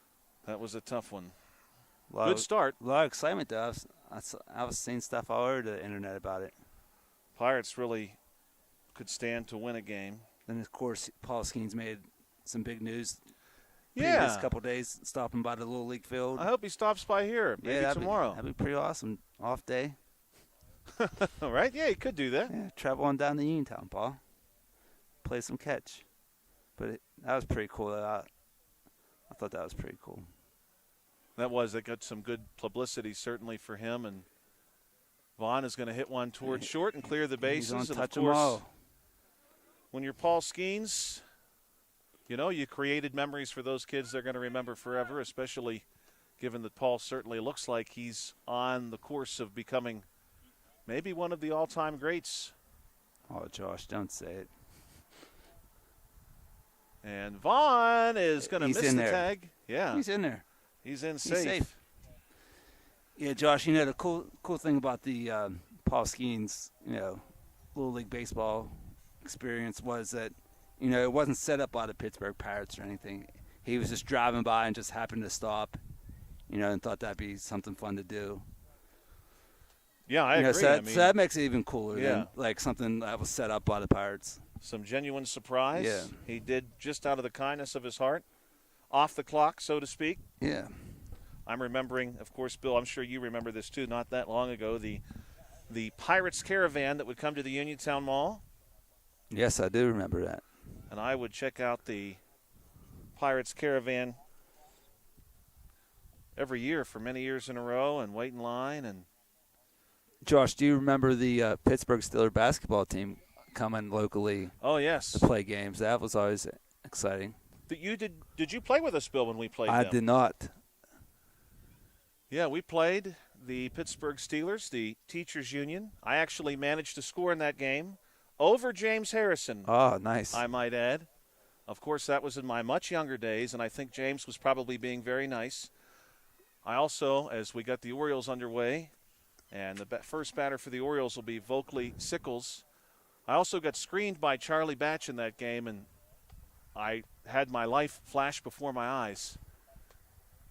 He set a screen for Deshae Townsend and crushed me. Josh, funny thing about Charlie Batch, too, he's a local guy. Yeah. Still Valley High School grad, so. He's had a nice career now in the media. Good-looking hit here for Vokley Sickles to get the Orioles started. Now we'll see JoJo Davis, Connor Riley, and Kenson Ruby. Josh, this was before my time at Bethany College, but the Steelers came to play at Bethany, and Joey Porter broke the backboard. Really? Yeah, some of those players were just incredible athletes. It really goes to show, Bill, that when you can pursue a sport professionally at a high level, you probably could have pursued some other sports at a high level too. And the thing is, Josh, most of these big, NFL players at any ability were good high school basketball players. Oh, I'm sure. Tag him. Davis hits one down to first base, goes the throw. Looked like he tried to play some kickball rules there. Davis, some strong contact. Ball went to second base. Fielded there pretty well by the Diamondbacks. Happy birthday today from the South Union Township Sports Network to the one and only former Major League Baseball player Pokey Reese. Here's one hit, first pitch, swinging, good contact by Connor Riley. And he's in there. And Riley hits one down the first baseline and is safe. So we'll see Kenson Ruby. Kenson will be the final batter for the Orioles here in inning number 2. Josh, we talk about multi-sport athletes. You look at Terrell Pryor, another local product. Right. How he was top 50 in both sports. Even more recently than that, Rodney Gallagher did good on the gridiron and the basketball court, certainly. This one is going to be well struck down the third baseline. It's cut off there, and Kenson's going to touch them all and clear the bases for the Orioles.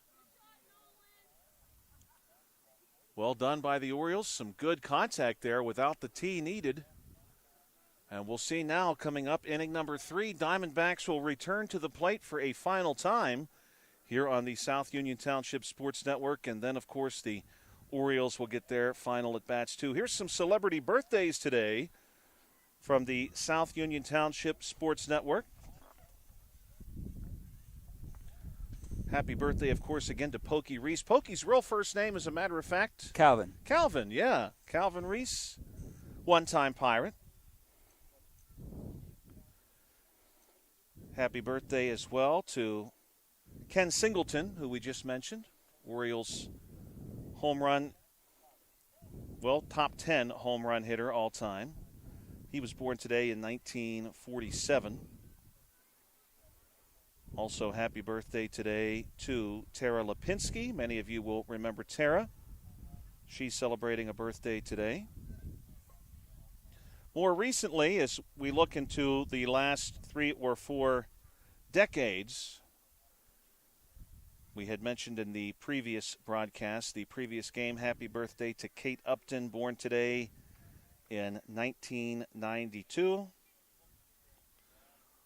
Also, happy birthday to Richard Chambers, the famous, internationally famous Irish rower, born today in 1985. And Josh, speaking of birthdays, your birthday's coming up here very soon. It is coming up. 5 days. The big 4-0. That's right. 5 days removed, and we're going to work that night. I think we're doing T-ball that night, Bill. All right, good. I'll get to put my name on the celebrity birthdays list. There you go. Also, happy birthday to Faith Evans, born today in 1973.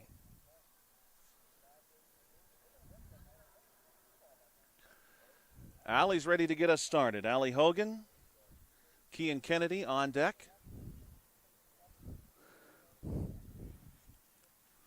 Looking forward to my birthday, actually. My wife took that day off, so we'll get to spend the day together, maybe go have lunch and be out here for some T-ball. I seem to recall it being T-ball only because I noticed in my planner I had 3 times written down, so. Yeah, there you go. T-ball almost certainly in the mix for Monday, June 15th. So check us out on the South Union Township Sports Network. Hopefully the weather is good to us. We do seem to have some shaky weather over the course of the next 3 or 4 days.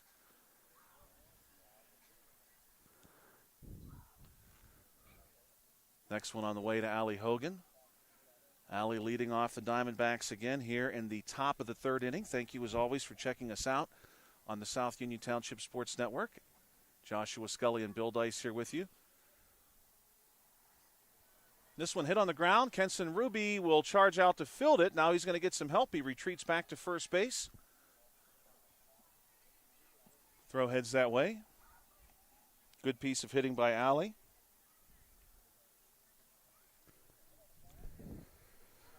I had a couple of home projects conclude today, Bill, on the same day. 2 different home improvement projects. Oh, that's always contractors finished. That's always a good feeling. And now the contractors and my wife will no longer be able to battle each day because the contractors are gone. And my wife, she can get back to work. Yes, who works from home, will no longer be harassed during the workday. Really excited about that.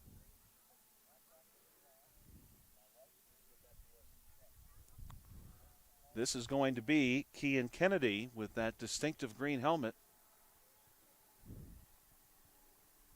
Runner on first base for the Diamondbacks.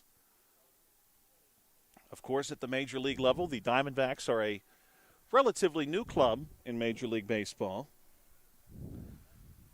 Part of the more recent expansion efforts that Major League Baseball has had over the last 30 years. And, Bill, as you and I have discussed, Major League Baseball wants to do it one more time, one more expansion. Here's one hit by Kennedy. This one's a roller getting through to the right field grass and actually carries several feet into the right field grass. Good contact there for him. Allie Hogan up to second base. And depending on where you go as far as sources are concerned, you see different information, but it certainly seems to be that Major League Baseball has whittled down the possibilities. Connor Leckie at the plate. Yeah, expansion in any sport's always exciting, Josh. Yeah, I think so, too. I think baseball could certainly afford to expand one more time, although I did hear, as Connor takes a good cut here, one significant concern is that Major League Baseball will also, of course, then have to expand the minor league system again, and there were some significant hurdles that needed to be jumped in order to make that happen. Here's a ball well hit back past the Diamondbacks coach, and this one deep into center field, maybe one of our longest hits today, Connor Leckie. Ball definitely had some exit velocity there, Josh. Yeah, the Diamondbacks coach, he was looking the part of the Matrix there. Yeah, he kind was of diving out of the way. Block, got out of the way of that one. And, Josh, you were talking about the minor league, teams and affiliates. Bring a team back to Uniontown. That's right. Let's do it. The Uniontown Colbarons. Let's make a push for it. Uniontown was at once home to a Pittsburgh Pirates affiliate. The Uniontown Colbarons, who actually played their home games not far from where Bill and I are currently located here at Meadowbrook. This one hit down the third baseline, or to short rather, cut off there. Good work here by the Orioles, getting the ball across the diamond. Nolan Russell due up. He'll be followed by Rowan Wilson and Teddy Vaughn. Colbarons actually also had some success during their time playing in Uniontown and with the Pirates affiliation. Although they did not always have that affiliation, they were genuinely independent for some of their history, and then the affiliation came later. But it's hard, Bill, to not see yourself as checking those games out on a pretty regular basis if something like that existed. This one is going to be well struck by Nolan Russell deep into left field down the third baseline, and the Orioles, a flock of them, will corral the ball in left field. Josh, we talk about the race from the pitcher's mound to home plate. We got the race from the field to the ball every at bat. No matter where it goes, all three of them are taking off after it. It's a race. 3-person race. Everybody wanted to track down that one. But a good piece of hitting there nonetheless. Rowan Wilson at the plate. And this one is going to be bounced back toward the pitching circle. And the Diamondbacks will load the bases and keep them loaded ahead of Teddy Vaughn. Teddy Wild Thing Vaughn? That's right. Can we nickname Wild Thing, Josh? You know what's crazy, Bill, is I don't think my wife, she and I were just talking about that movie. I don't think she's ever seen that movie. You got to watch it tonight. I think she would like that because she enjoys more comedies, I think, than the genre of film. You know, I don't mind a good suspense, thriller, horror movie, science fiction. My wife prefers the Hallmark Channel, Christmas movies. She will watch Christmas movies all year long. She'll find them. I don't know what channel has them, but somebody does because she'll find them. Nothing wrong with that. Teddy Vaughn batting with the bases loaded. And here's one hit back past the Diamondbacks pitcher. And it's scooped up by JoJo Davis. The throw to first base gets away, and now Vaughn is off to the races, and he'll clear the bases for the Diamondbacks. Good work there by the Diamondbacks. Some really good contact, actually, that half inning, Bill. Yeah, absolutely. Looking back at this date in history, June the 10th, if you roll the clock all the way back to the year 1422, the Ottoman Sultan Murad II attempted to besiege Constantinople, but was ultimately not successful. Of course, Constantinople would fall to the Ottomans anyway just a few decades later. That was certainly a significant turning point in world history, because once Constantinople had fallen, that opened the door for European explorers to begin plying the Atlantic Ocean a bit more aggressively. Also today in 1692, during the Salem witch trials, we saw a few of those accused very unfortunately executed on this date. And of course, much later, generations later, the state of Massachusetts would publicly apologize for that. June 10th, 1854, the United States Naval Academy graduated its first class. So nearly 200 years of history now at the Naval Academy.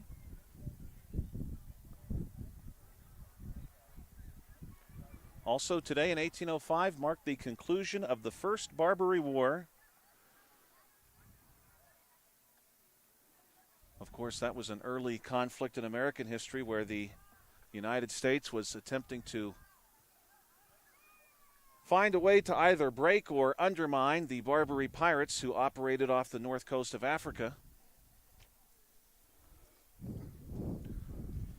Really made trade in the Mediterranean difficult. Here's Volkley Sickles hitting one back toward the pitcher, and Volkley's on here, bottom three. Orioles and Diamondbacks. Pirates and Rangers due up. That game slated for an 8 p.m. start, and I think we'll be easily on time for that. JoJo Davis at the plate, hits one off the pitcher, I believe. Hopefully Coach Robbie Junk is okay. JoJo safely makes it to first base. Connor Riley due up for the Orioles. We've definitely seen a few hot shots back at these pitchers today too, Bill. Coach stirring that junk. That's right. He must have been, and the batters were letting him know. Or talking that junk, maybe. Maybe he's talking that junk. Connor Riley comes up swinging. Connor did this last time, had good contact right away. And this one also fouled back.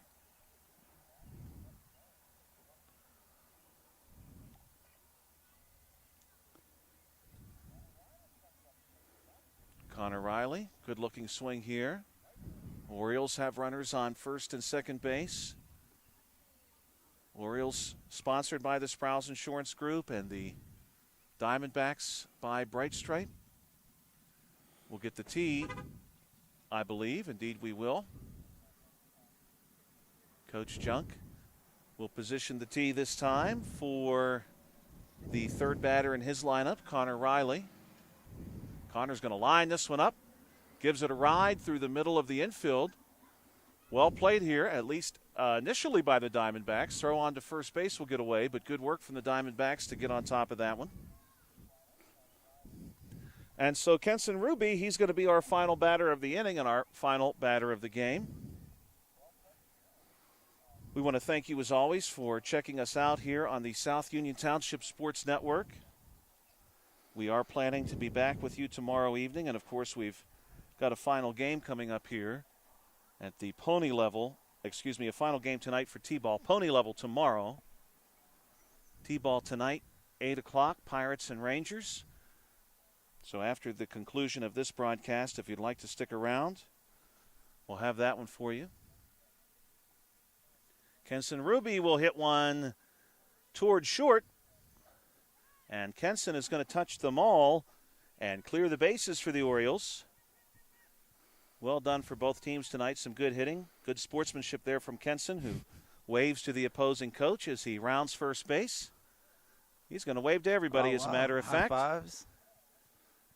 And the Orioles and Diamondbacks, good work from both teams, especially considering the Orioles had just the 4 players. We'd like to thank Smith Lewis Chess CPAs in Uniontown, Davis & Davis, attorneys at law, the Sprouse Insurance Group and Agent David Hughes, SWGI Specialist, now a part of U.S. Digestive Health, the UPMC Rehabilitation Institute, and physical therapist Jim Burns, United Bank, and the South Union Township Supervisors, Bob Schiffbauer, Rick Vernon, and Jason Scott. If you're watching this game on Breezeline or Armstrong Cable, we'd like to let you know that South Union Township Sports Network games and programs are now available live online. It's easy to find. Just log on to youtube.com and search South Union Television or South Union TV to find the archive broadcast, or follow the South Union Township Sports Network on Facebook for live games. That's facebook.com/South Union TV, or as Bill very appropriately mentioned earlier, you can click for notifications. You can subscribe for notifications on YouTube and be notified when we go live. Coming up at 8 o'clock,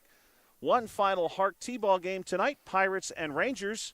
Tomorrow, weather permitting, from Mulholland Field, Pony League action. The HARC teams will face one another. That one, we believe, is starting at 6 p.m. Do not quote us on that, but we believe that is the start time again, weather permitting. We'll take a short break and be right back for Pirates Rangers here on the South Union Township Sports Network.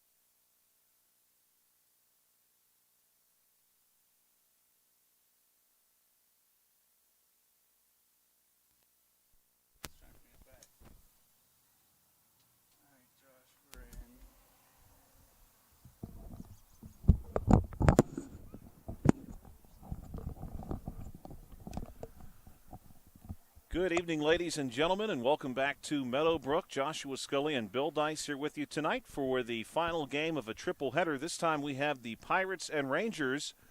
Pirates in black and gold, white pants. The Rangers in red, white, and blue. The Rangers will be treated as your visiting team.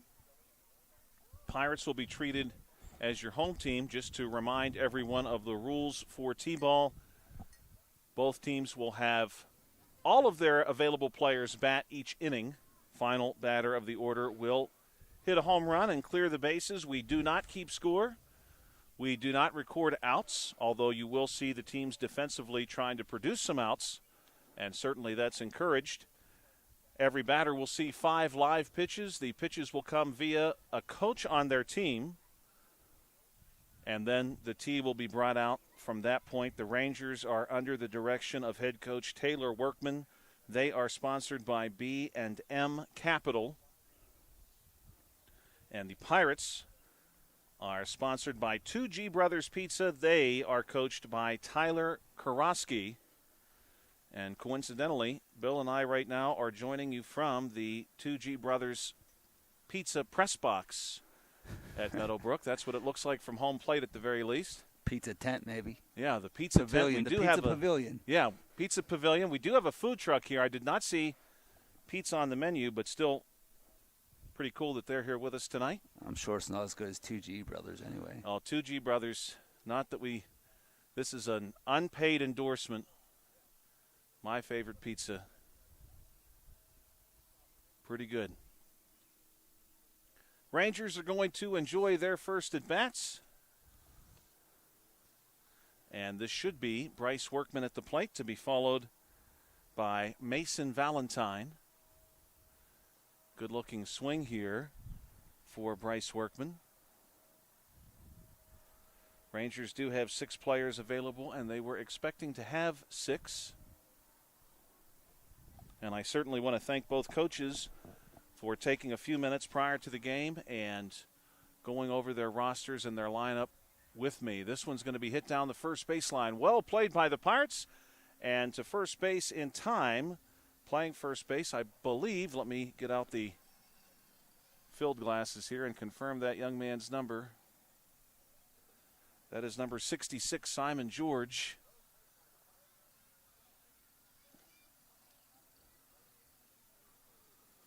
Next batter due up for the Rangers. This will be Mason Valentine. Game time temperature 78 degrees, although the sun has disappeared from the sky. We do have some cloud cover rolling in, probably the beginning fringe of the front system that will pass over southwestern Pennsylvania tonight. We will see some thunder and lightning, or hear some thunder and see some lightning, I should say, as a result of that. Good-looking hit here by Mason Valentine. Runners now on first and second for Gavin Workman. Rangers, of course, named for the Texas Rangers of Major League Baseball, the Pirates, the Pittsburgh Pirates of the same league. The Pirates and Dodgers going to battle tonight. The Pittsburgh Pirates really looking for a win, a difficult stretch against some quality opposition for the Pittsburgh Pirates. Gavin Workman at the plate. Gavin, a right-handed bat. Top one, Rangers and the Pirates. HARC T-ball. Tomorrow night we are planning on being back on the South Union Township Sports Network with more HARC coverage. Tomorrow, weather permitting, we'll be covering the Pony League game. The 2 HARC Pony League teams will play each other tomorrow at Mulholland Field. In that league, of course, those teams do some traveling and play competition elsewhere, such as Clark, even a few teams from Greene County. Smithfield here in Fayette County also fielding a team for that level of play. And the tee is going to be brought out. And Josh, that is a 6 o'clock game tomorrow. 6 p.m. start. Astros, Dodgers. So we'll be live for you shortly before that time. I will be joined by Carl Childs tomorrow. Carl, I think, very much looking forward to that. Bases loaded, throw to first base, gets away. The Rangers Got all of the stations covered now.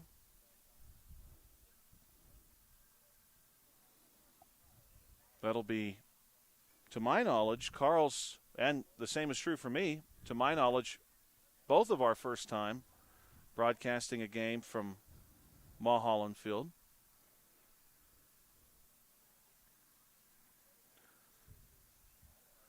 Tatum Connor at the plate, right-handed bat for the Rangers. First pitch on the way to him. Good-looking swing. Tatum, the number 4 bat in a 5-player lineup for the Rangers. Next 2 batters on deck and in the hole, we'll see Nolan Workman and Jensen Janes.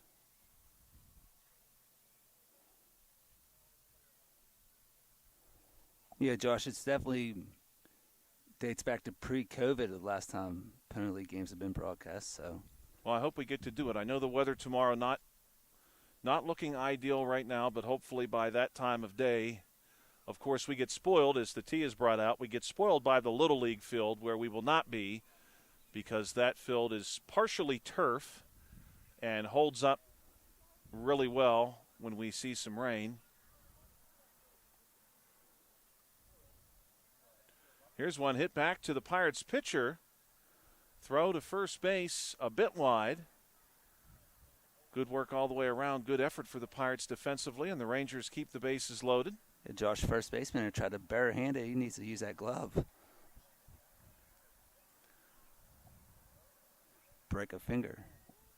He did try. The Pirates first baseman, Simon George, has looked pretty vigilant at first. Tried to give that throw the bare hand.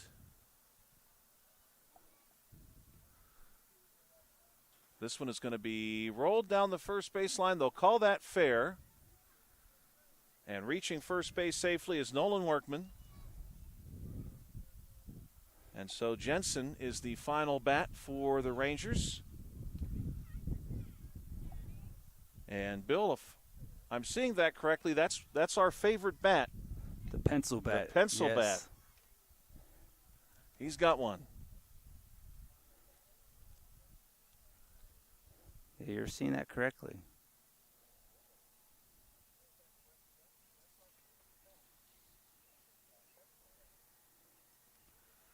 And this one's going to go foul. Rolls back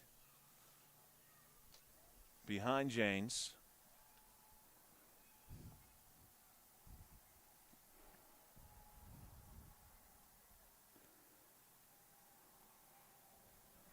Rangers have the bases loaded. This is their final batter of the top of the first, so he's going to clear the bases for the Rangers. Pitch on the way. Good-looking cut here. This one just misses. This one is hit sharply but foul. And Josh, earlier tonight we had some basically the home run here trying to catch the runner in front of them. So we'll see if we have that here. Right. We did have earlier tonight one final batter who was very spry on the bases, and he, if he wanted to, would have lapped players on his team as they ran around the stations. Here's one hit down the third baseline, played by the Pirates. Long throw over to George, almost in time. Good recovery there by George, and the Rangers will clear them all. Good work there by the Rangers in the top of the first inning.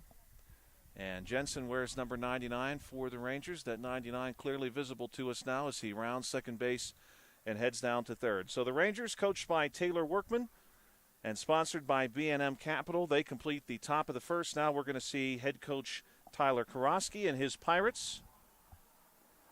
And their sponsor is 2G Brothers Pizza. We want to thank you, as always, for checking us out on the South Union Township Sports Network.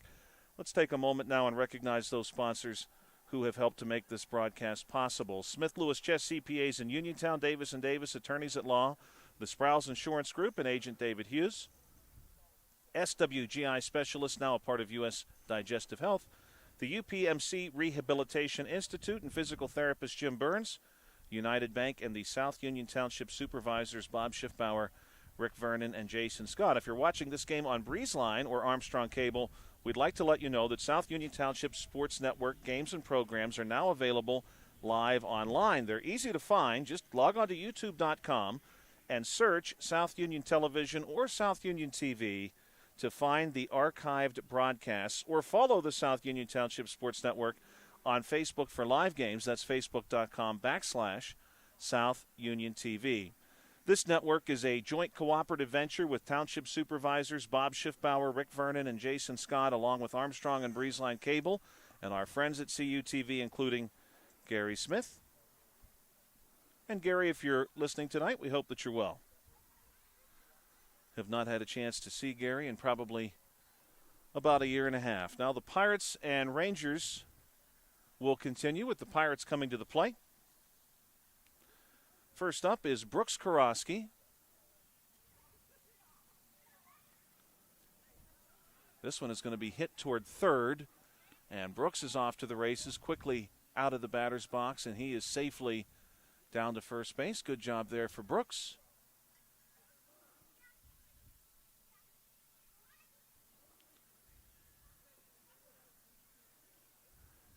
Hudson DeGennaro due up. He'll be followed by Jace John. Those will be your first three batters for the Pirates. Santino Shiano, your number 4 bat. Simon George 5. TJ Calabrese will be your 6th and final batter for the Buccos. And a good contact here right away. This one's going to slip through all the way to center field. And Hudson quickly down to first base. Ball tracked down in center field by the Rangers. And just like that, the Pirates have runners on first and second. Yeah, Josh, the Pirates keep hitting the ball like this, it's going to be a quick inning. All of the levels of HARC baseball, the Pirates team in that level, they all seem to be doing very well this season. This is Jace John. So you're saying the future is bright for the big league squad? Yeah, the Pirates could use some of these players now, I think. Jace gives one a ride. This one is going to skip through and get into right field. And Jace easily down to first base. That's back-to-back hits by the Pirates that have made their way to the outfield. And again, this is T-ball level play. Next level after this is coach pitch. These are some very young children and some really good contact, though, so far in this game. Josh, they must have some good gym teachers. There must be some good gym teachers out there. Unfortunately, I have not had any of these kids yet. Well, I'm glad you said that, Bill, because I was going to say, just in case Mr. Lyon is listening, but he hasn't had any of these kids yet either, of course. Santino at the plate. I keep looking for some BF Quakers, maybe. We'll see, of course, Mr. Lyon, Pat Lyon. We'll see him at some point, I'm sure, this summer. Well, I'm surprised we haven't seen him tonight down here mowing. Me and Manny were down here on Friday, and he kicked us off the field. He said, I got to mow. I said, we're just trying to get some BP here, Coach. Yeah, you would think he's probably got to be mindful of the weather, too. We've got quite a bit of rain coming over the next 4 or 5 days. Yeah, he worked around us, though, so it worked out.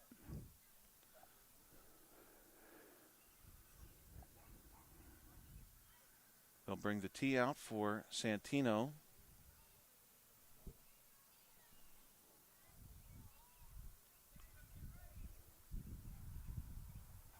Bottom one, Pirates and Rangers. We've seen the Cubs and Cardinals, the Orioles and the Diamondbacks. The Marlins have tonight off.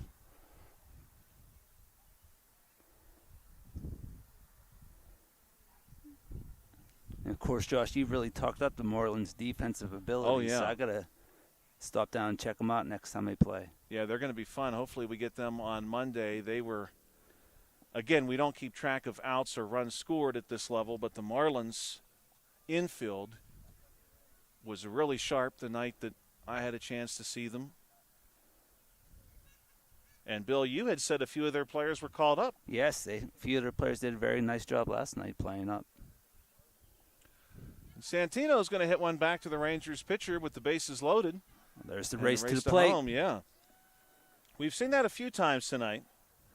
That was Mason Valentine for the Rangers, scooping that one up and going home.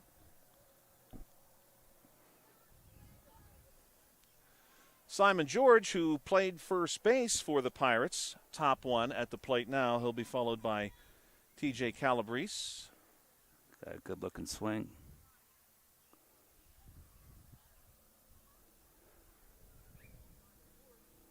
He does have a good swing. I think if he catches one, he's going to give one a ride here. This one is going to be bounced down the third baseline. Nearly caught. Yeah, nearly stopped it short. Hopefully everybody's okay. That ball came in hot. Good exit velocity there. Good barrel rate.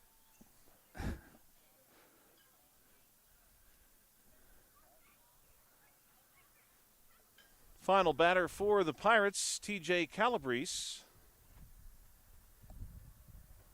At least I think this is TJ. That is not the number that I have for him.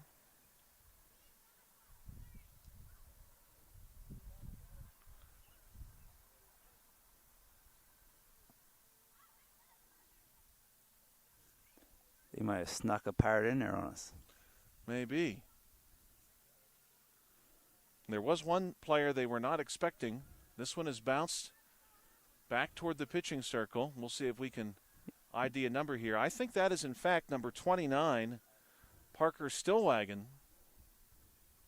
Got number 7 coming up now, Josh. Yep, that's TJ. Okay. So Parker able to make it after all. They weren't expecting him tonight, but here he is, and he's on first base. And now we'll see TJ Calabrese. Bottom one, Pirates and Rangers. HARC T-ball. HARC Pony League tomorrow night, and weather permitting, back to some T-ball on Monday. This one is really well hit by TJ, deep into left field, and he will easily clear the bases here, perhaps even the natural way, as he comes around second.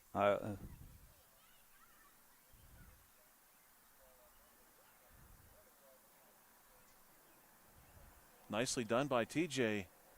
Good hustle there for the Pirates. And he comes around, and we've completed the first inning. The Rangers will return to the plate. Top of inning number 2. Had to look, Bill. Obviously, the Pirates and Rangers, as they play only as interleague opponents, they have not faced each other many times.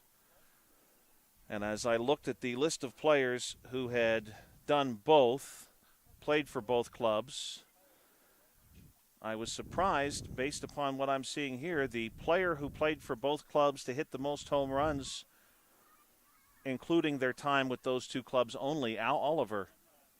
If you don't count, of course, Andrew McCutchen. Oh, Kutch. Kutch hit 1 with the Rangers. Thank you, Coach.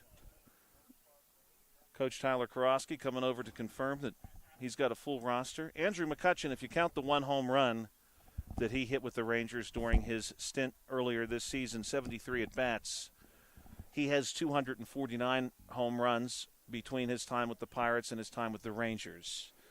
Al Oliver hit 135 home runs with the Pirates, and he hit 49 home runs with the Rangers, and certainly enjoyed a far longer stay in Texas than Andrew McCutchen did during his time in the Lone Star State playing with the Rangers.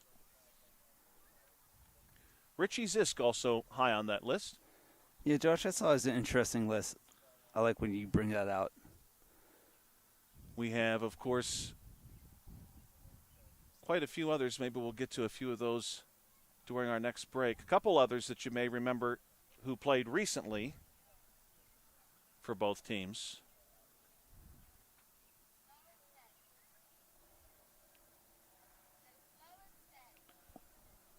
Rangers back at the plate, top 2. We play 3 innings for T-ball. And for the Rangers, this is Bryce Workman. He'll be followed by Mason Valentine, Gavin Workman, Tatum Connor, Nolan Workman, and Jensen Janes. And this one's going to be rolled down the third baseline, played there.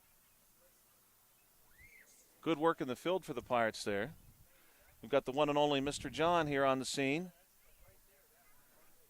We've got a couple of, to be fair, we've got a couple of Mr. Johns here to our left.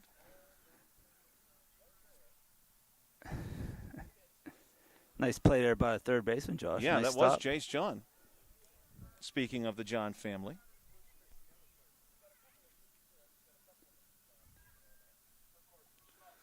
This one's going to be hit foul. Mason Valentine, left-handed bat. Number 5, Bryce Workman on first. Cooler evening, perhaps, Bill, coming upon us. We see some more cloud cover heading our way as well. A warm day today. This one hit down the third baseline. That'll be called a fair ball, and everyone is safe. Runners on first and second now for the Rangers, and Gavin Workman stepping up to the plate.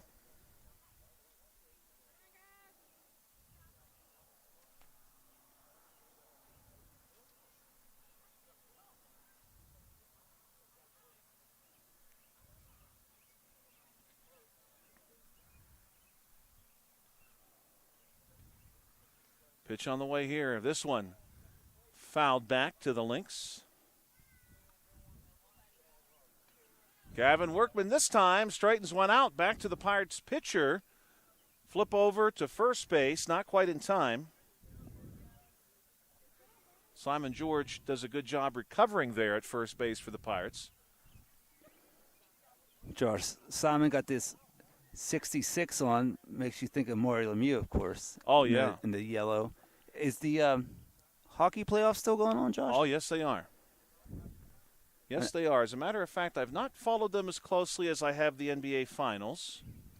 But if you and I think you and I discussed this last week, Bill, here's one hit. They'll call this fair. And that one is down the third base line as well. The Rangers continuing to make good contact here. That was Tatum Connor. And due up will be Nolan Workman. You and I had talked about the NHL and NBA finals happening concurrently, and I had said I thought the Carolina Hurricanes would put the Vegas Golden Knights away pretty easily, but that has not happened. That series is actually tied at 2, and Game 5 is tomorrow night at 8 o'clock. But, of course, people will be watching the Pony League game tomorrow night. Yeah, I mean, make sure you tune in that. You got the one and only Carl Childs with you, so you'll have to DVR the that's worth a couple game. viewers. Yeah, you'll have to DVR that fifth game of the NHL Finals.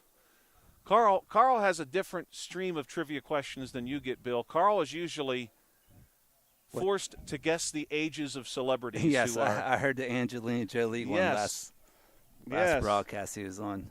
I liked his reasoning for it, too. Yeah. How he came up with his he worked that out. He was close. Yeah, he was very close. Closer than I would have been.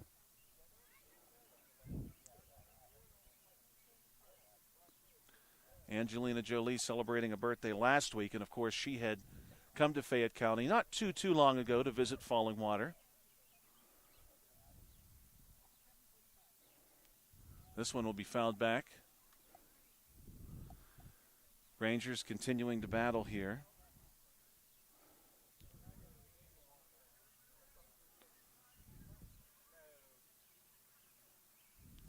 This is Nolan Workman at the plate. He'll be followed by Jensen Janes.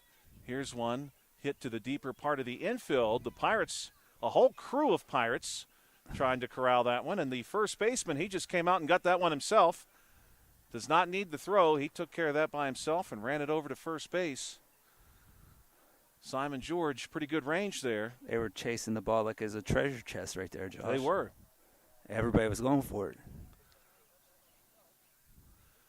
Now Janes at the plate. Lights are on. Nope, I stand corrected. The lights are on over the Sheepskin Trail. The lights are not on here yet.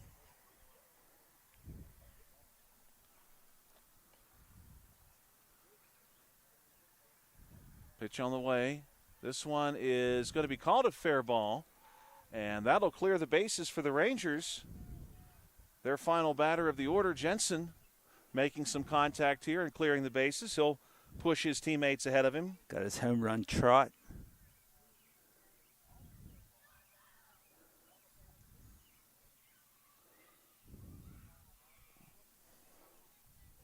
Good contact there for several Rangers players, and the bases are cleared.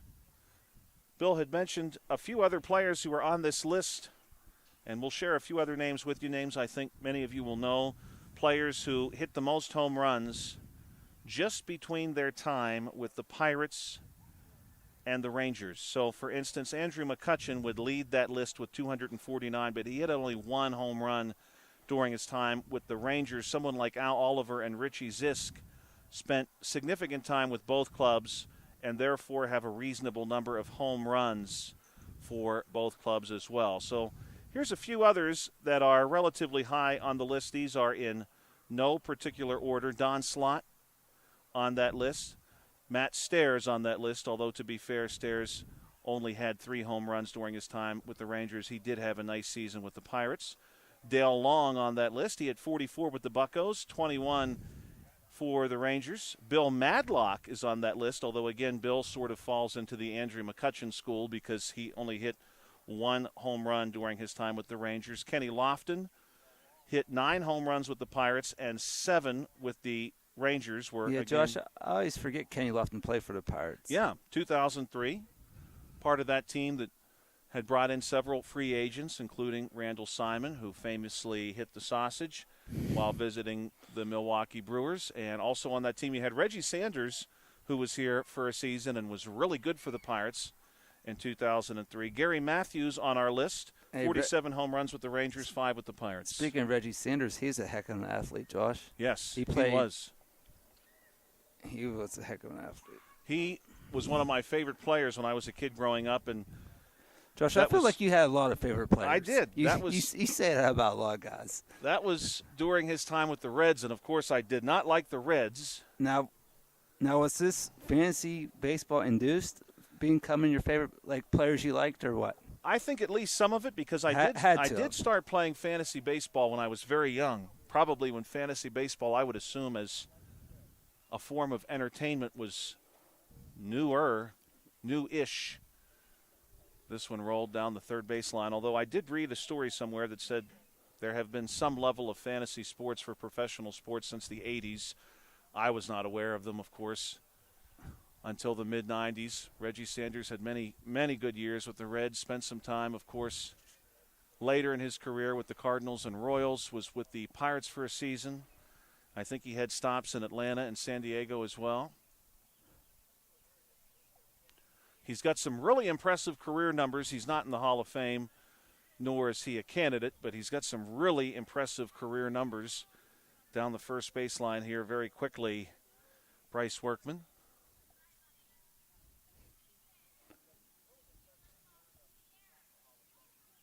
Nope, check that. That is Brooks Korosky, my mistake. I saw the 5, and I was looking at the wrong roster, as a matter of fact. That's Brooks down to first base. Good work by him. Bouncer here by Hudson, and Hudson's going to easily reach. Some good contact here. Bottom 2 for the Pirates. Now we'll see number 3, Jace John. He'll bat with runners on first and second.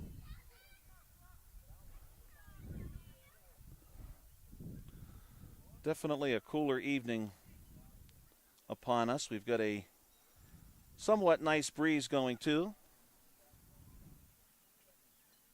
Here's one struck well into right field. That one gets through. A cutoff attempt by the Rangers. And the bases are now loaded, full of Pirates.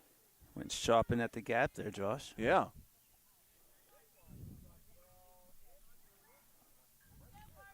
The Pittsburgh Pirates could use some of these Pirates. The Pirates not faring real well right now against the Los Angeles Dodgers. Nor did they last evening.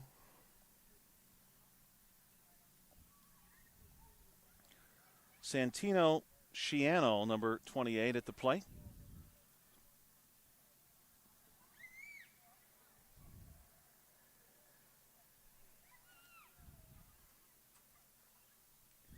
Santino, assuming the Pirates maintain the same order they had the first time through, and I believe they will be followed by Simon George, Parker Stillwagon, and T.J. Calabrese.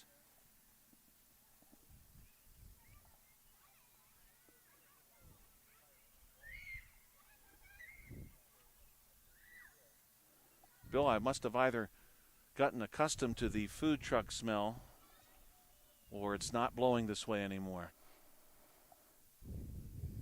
You might be congested a little bit, Josh. Maybe.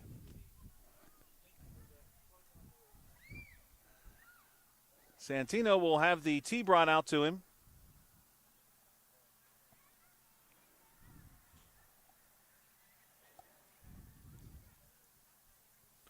And this one is hit back toward the pitching circle. Run to home, an old-fashioned foot race there with a bit of a slide at the end. Good work there by the Rangers to come up with that one quickly. And this will be Simon George, so we can safely assume, I think, we'll see Parker Stillwagon and TJ Calabrese to follow. Here's some good contact down the third base line. This one will roll to the hot corner, played there, and just ahead of what could have been a tag.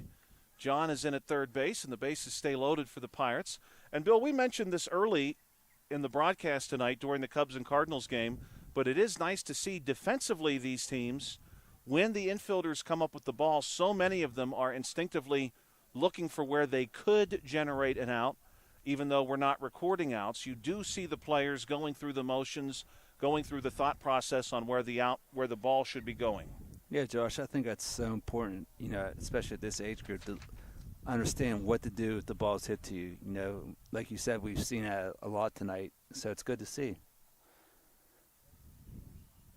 I think I might hear Mr. Lyon, actually, out there cutting some grass somewhere. Here's one hit again down the third base line. That's been a popular spot tonight. Parker Stillwagon easily into first base, giving some high fives there to an assistant coach. Good work by him, and now we'll see TJ. Good night of HARC T-ball tonight. We've seen 6 of the 7 teams just this evening. The only team we haven't seen is the Marlins tonight. They've got the night off. Probably a nice night to check out a beach in Miami if that's what the Marlins are up to. Here's one skipped again down the third base line, and TJ is going to clear them all with this one. And again, he moves really well, so he's already around the keystone here. Good work for Calabrese and some more good contact.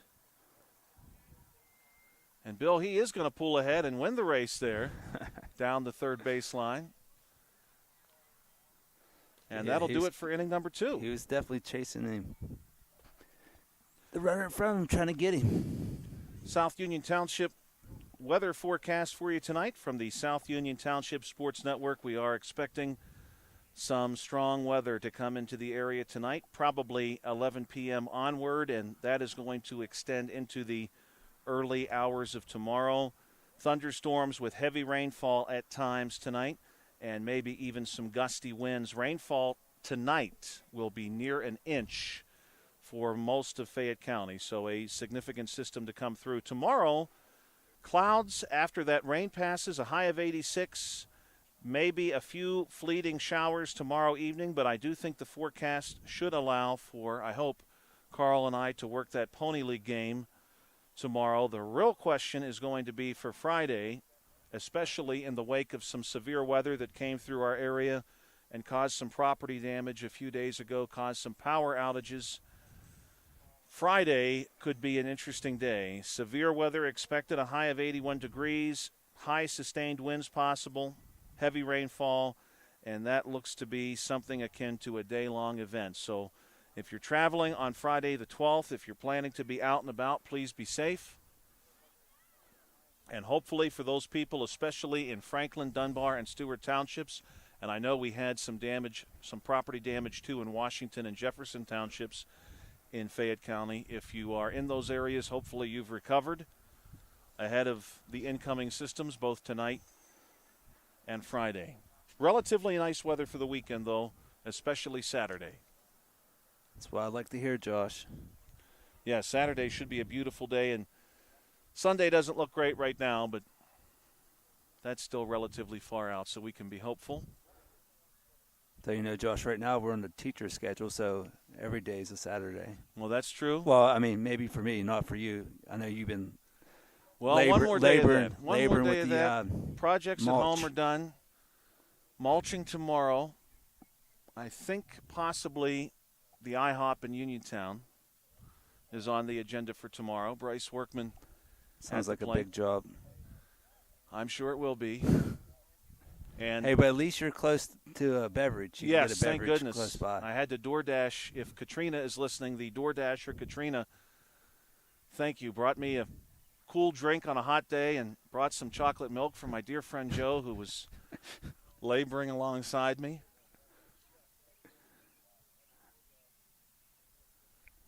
Now, Josh, did they have any trouble finding you on the DoorDash? They did. Well, the crew's all wearing an orange shirt. Bryce Workman continuing to work here, and this one is hit relatively easy to locate. Yeah, there were a few of us, and they're going to call that a fair ball, and they'll give Bryce first base. Yeah, I think they're trying to not turn the lights on here, Josh. Maybe. This is the third and final inning of play.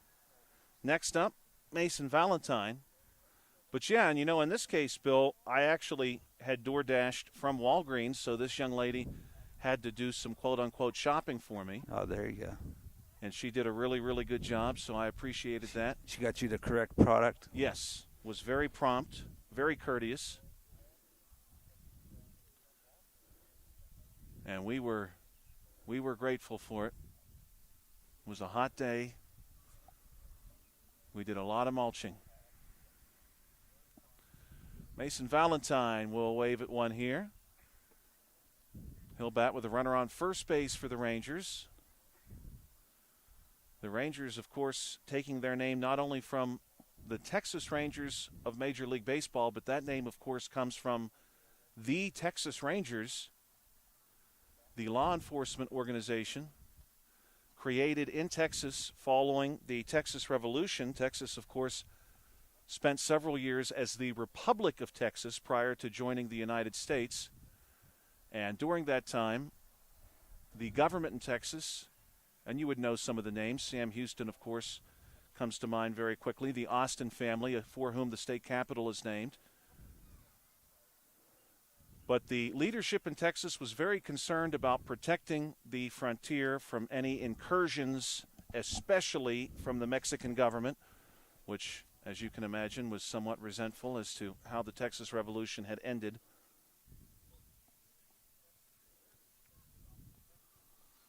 Mason Valentine ready to hit off the tee now.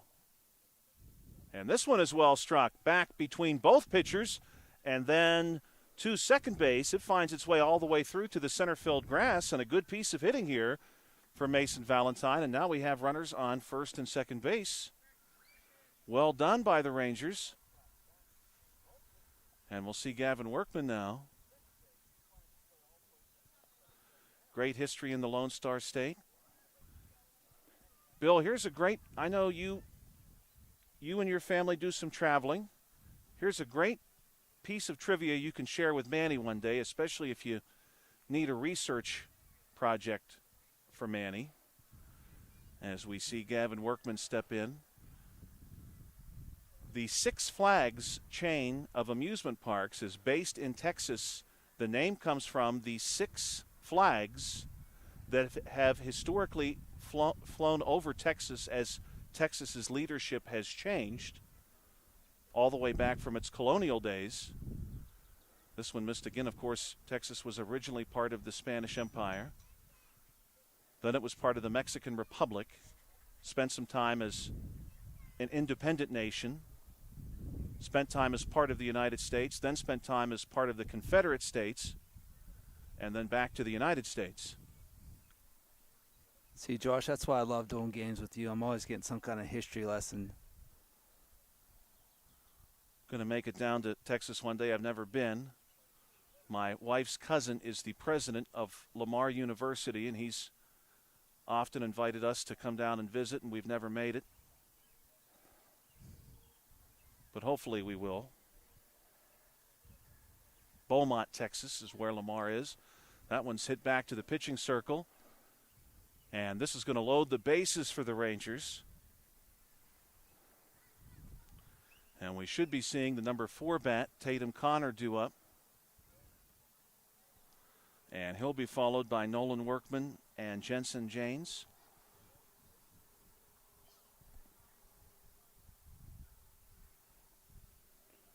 Right-handed bat. Good-looking swing here. And again, we want to thank all of the coaches. All of the coaches tonight. We've seen 6 teams. The head coaches, their assistant coaches have all been very helpful, very friendly, very easy to work with. Plenty of volunteers here. You can see the Rangers have a couple of volunteers on the field. The Pirates do as well. All of the effort that goes into making this league happen. Meadowbrook, of course, a really nice facility. I think people sometimes forget that this field is here, right at the corner of Main Street and Stadium Drive. This one is rolled to first base. Well played at first base. And that's number 3 for the Pirates. Jace John came up with that in a cloud of dust as the runner had taken off. And, Josh, I know we talked about it before, but, back when I was a kid, this field was not very nice. So the township has done a really nice job of yes, they have bringing it to life. Considering everything that's going on just a bit further away from us into the park itself, it's great to have this facility available. Bill and I, of course, as we see Nolan Workman at the plate, Bill and I had joked probably close to a month ago now that, we're out here on a warm spring evening. This one is hit back to second, scooped up there. Again, well played by the Pirates to cut that one off, and now we should be seeing Jensen. But Bill and I had joked, hey, we should open a concession stand here at Meadowbrook. Yeah, and sure enough, the food truck. They must have been listening. People must be listening, Bill. Last year we said we wish there was a team in the league called the Expos. We've got an Expos this year. Josh, we got to dream bigger. Yeah. We got to dream bigger. Food trucks here now.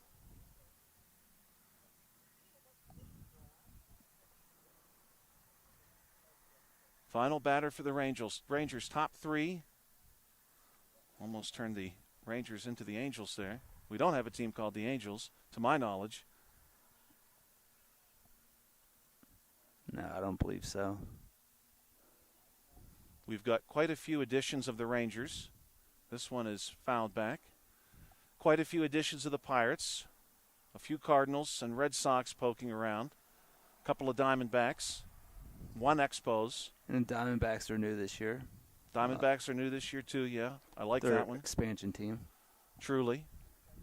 We saw the Expos hit their first Inside the Park Grand Slam since 2003, which was pretty cool. Andy Chavez did it in 2003, and John Mangus did it in 2026.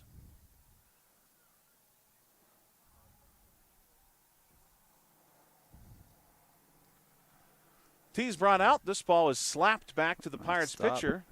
And now a little scrum over the baseball here between the Pirates. And that's going to clear the bases for the Rangers as Jensen's on his way around second. And now to the hot corner, and that's going to do it for the top of the third. We will see the Pirates enjoy a final at bat. We want to thank again our sponsors. Certainly they have done great work for us in allowing this broadcast to happen. We want to thank the South Union Township supervisors.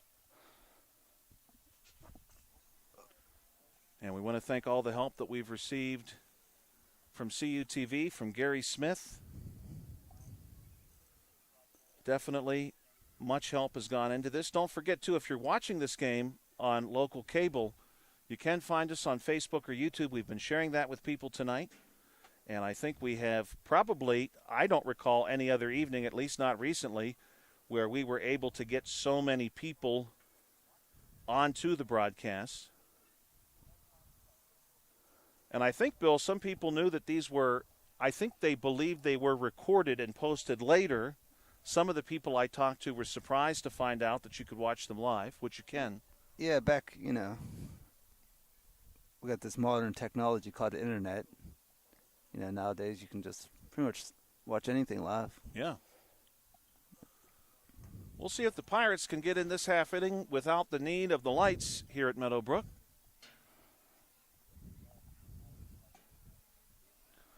Very, very pleasant evening at Meadowbrook tonight. Quite a few more people on the Sheepskin Trail. I saw a really neat map, Bill, of the Sheepskin Trail. What the plan is for the future of the trail many years from now when it is entirely complete. Now, our portion, of course, only is going to bear that name. But it would be possible to leave, as the Pirates are back up, it would be possible to leave Pittsburgh on your bicycle. This is Brooks Karofsky. Like south of Connellsville, turn to go to Dunbar. You would get on the Sheepskin Trail there, come through the city of Uniontown, continue on to Morgantown, and ultimately, if you stay with that trail, its name will change, but you would go through Clarksburg. This one is going to be hit down the third baseline and all the way to Parkersburg, West Virginia. Wow. That's quite a distance. Yeah. You going to bike that, Josh? No. Yeah, me either. Good-looking hit here by Brooks Karofsky. No, I don't think I'll be doing that, but I'll try to enjoy certainly a part of it. My wife walks it faithfully every day from our house to the park and back. Well, yeah, Josh, I told you. I saw her that one day. She couldn't even slow down to say hello or wave. She couldn't even wave. She was going so fast. She doesn't invite me to walk with her anymore she was because like a she blur. says I'm too slow. Hudson at the plate. Well, you are a Miss 40. Yes. Hudson DiGennaro. Yeah, she really gets all the way out to the park and back to our house. I don't know even how she does it. She must really be moving. Yeah, Josh, she needs to get in some of the speed walking contests. Yeah, I could see that working out for her. I think she would be competitive. T will come out for Hudson, number 2 bat in the Pirates order. So, Bill, I know this is going to sound, you said we want to dream big. This is not really a HARC idea. This one is going to be hit and recovered by the Rangers. Good fielding work there by the Rangers. Brooks Karofsky up to second base. Runners now on first and second for the Pirates. Here's an idea for you, Bill. Now, maybe this is our retirement plan. Assuming the trail is truly entirely done. Oh, my, this is some really good contact by Jace John. He hits it off the links overhead. Now he's going to straighten it out and bounce one to short. Knocked down by the Rangers. Good work there both ways. Some good movement on that ball and some good work by the Rangers to get ahead of it. West Virginia has a significant part of their trail done. You can almost do the Morgantown to Parkersburg portion now with a few gaps that need to be filled in. Most of them are only a few miles in length as we see Santino, Schiano come back to the plate. Wouldn't it be neat if we could figure out how to operate a boat? I don't think it would have to be too large, so one of us would need to go to school for that. This one hit on the ground. Bases are going to stay loaded, race to home. Some kind of ferry where we could load people's vehicles in Pittsburgh. We say, you take your bike ride in the backward C shape to Parkersburg, and we will sail down the Ohio River and meet you there with your car. Pick you up. Somebody's going to probably do that. Well, they do something like that with the yacht. Yeah. Now with the rafts and kind of a bus will haul you same around. Kind of concept. I don't have my boat license, though. I don't either. And we would probably need a relatively large craft. Yeah. Well, we can dream. Simon George. Nope, check that. This should be Simon George, but is not. We've actually got Parker Stillwagon. A little lineup change. Yeah. So I think maybe Simon has had to leave. And we've got our final batter on deck, which is why we didn't see Simon at first base in the last half inning. Could be getting too dark for him. T comes out for Parker Stillwagon. He's going to bat with the bases loaded, full of Pirates.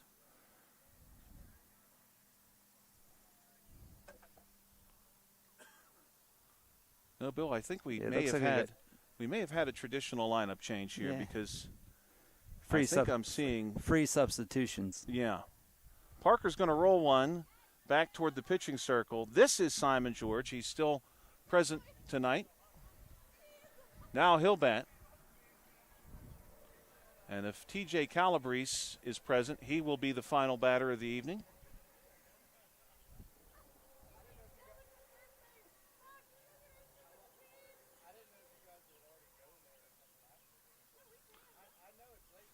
First pitch on the way. This one is going to be bounced and hit hard down the third baseline. This one gets through to left field, and Simon is on the move, easily to first base.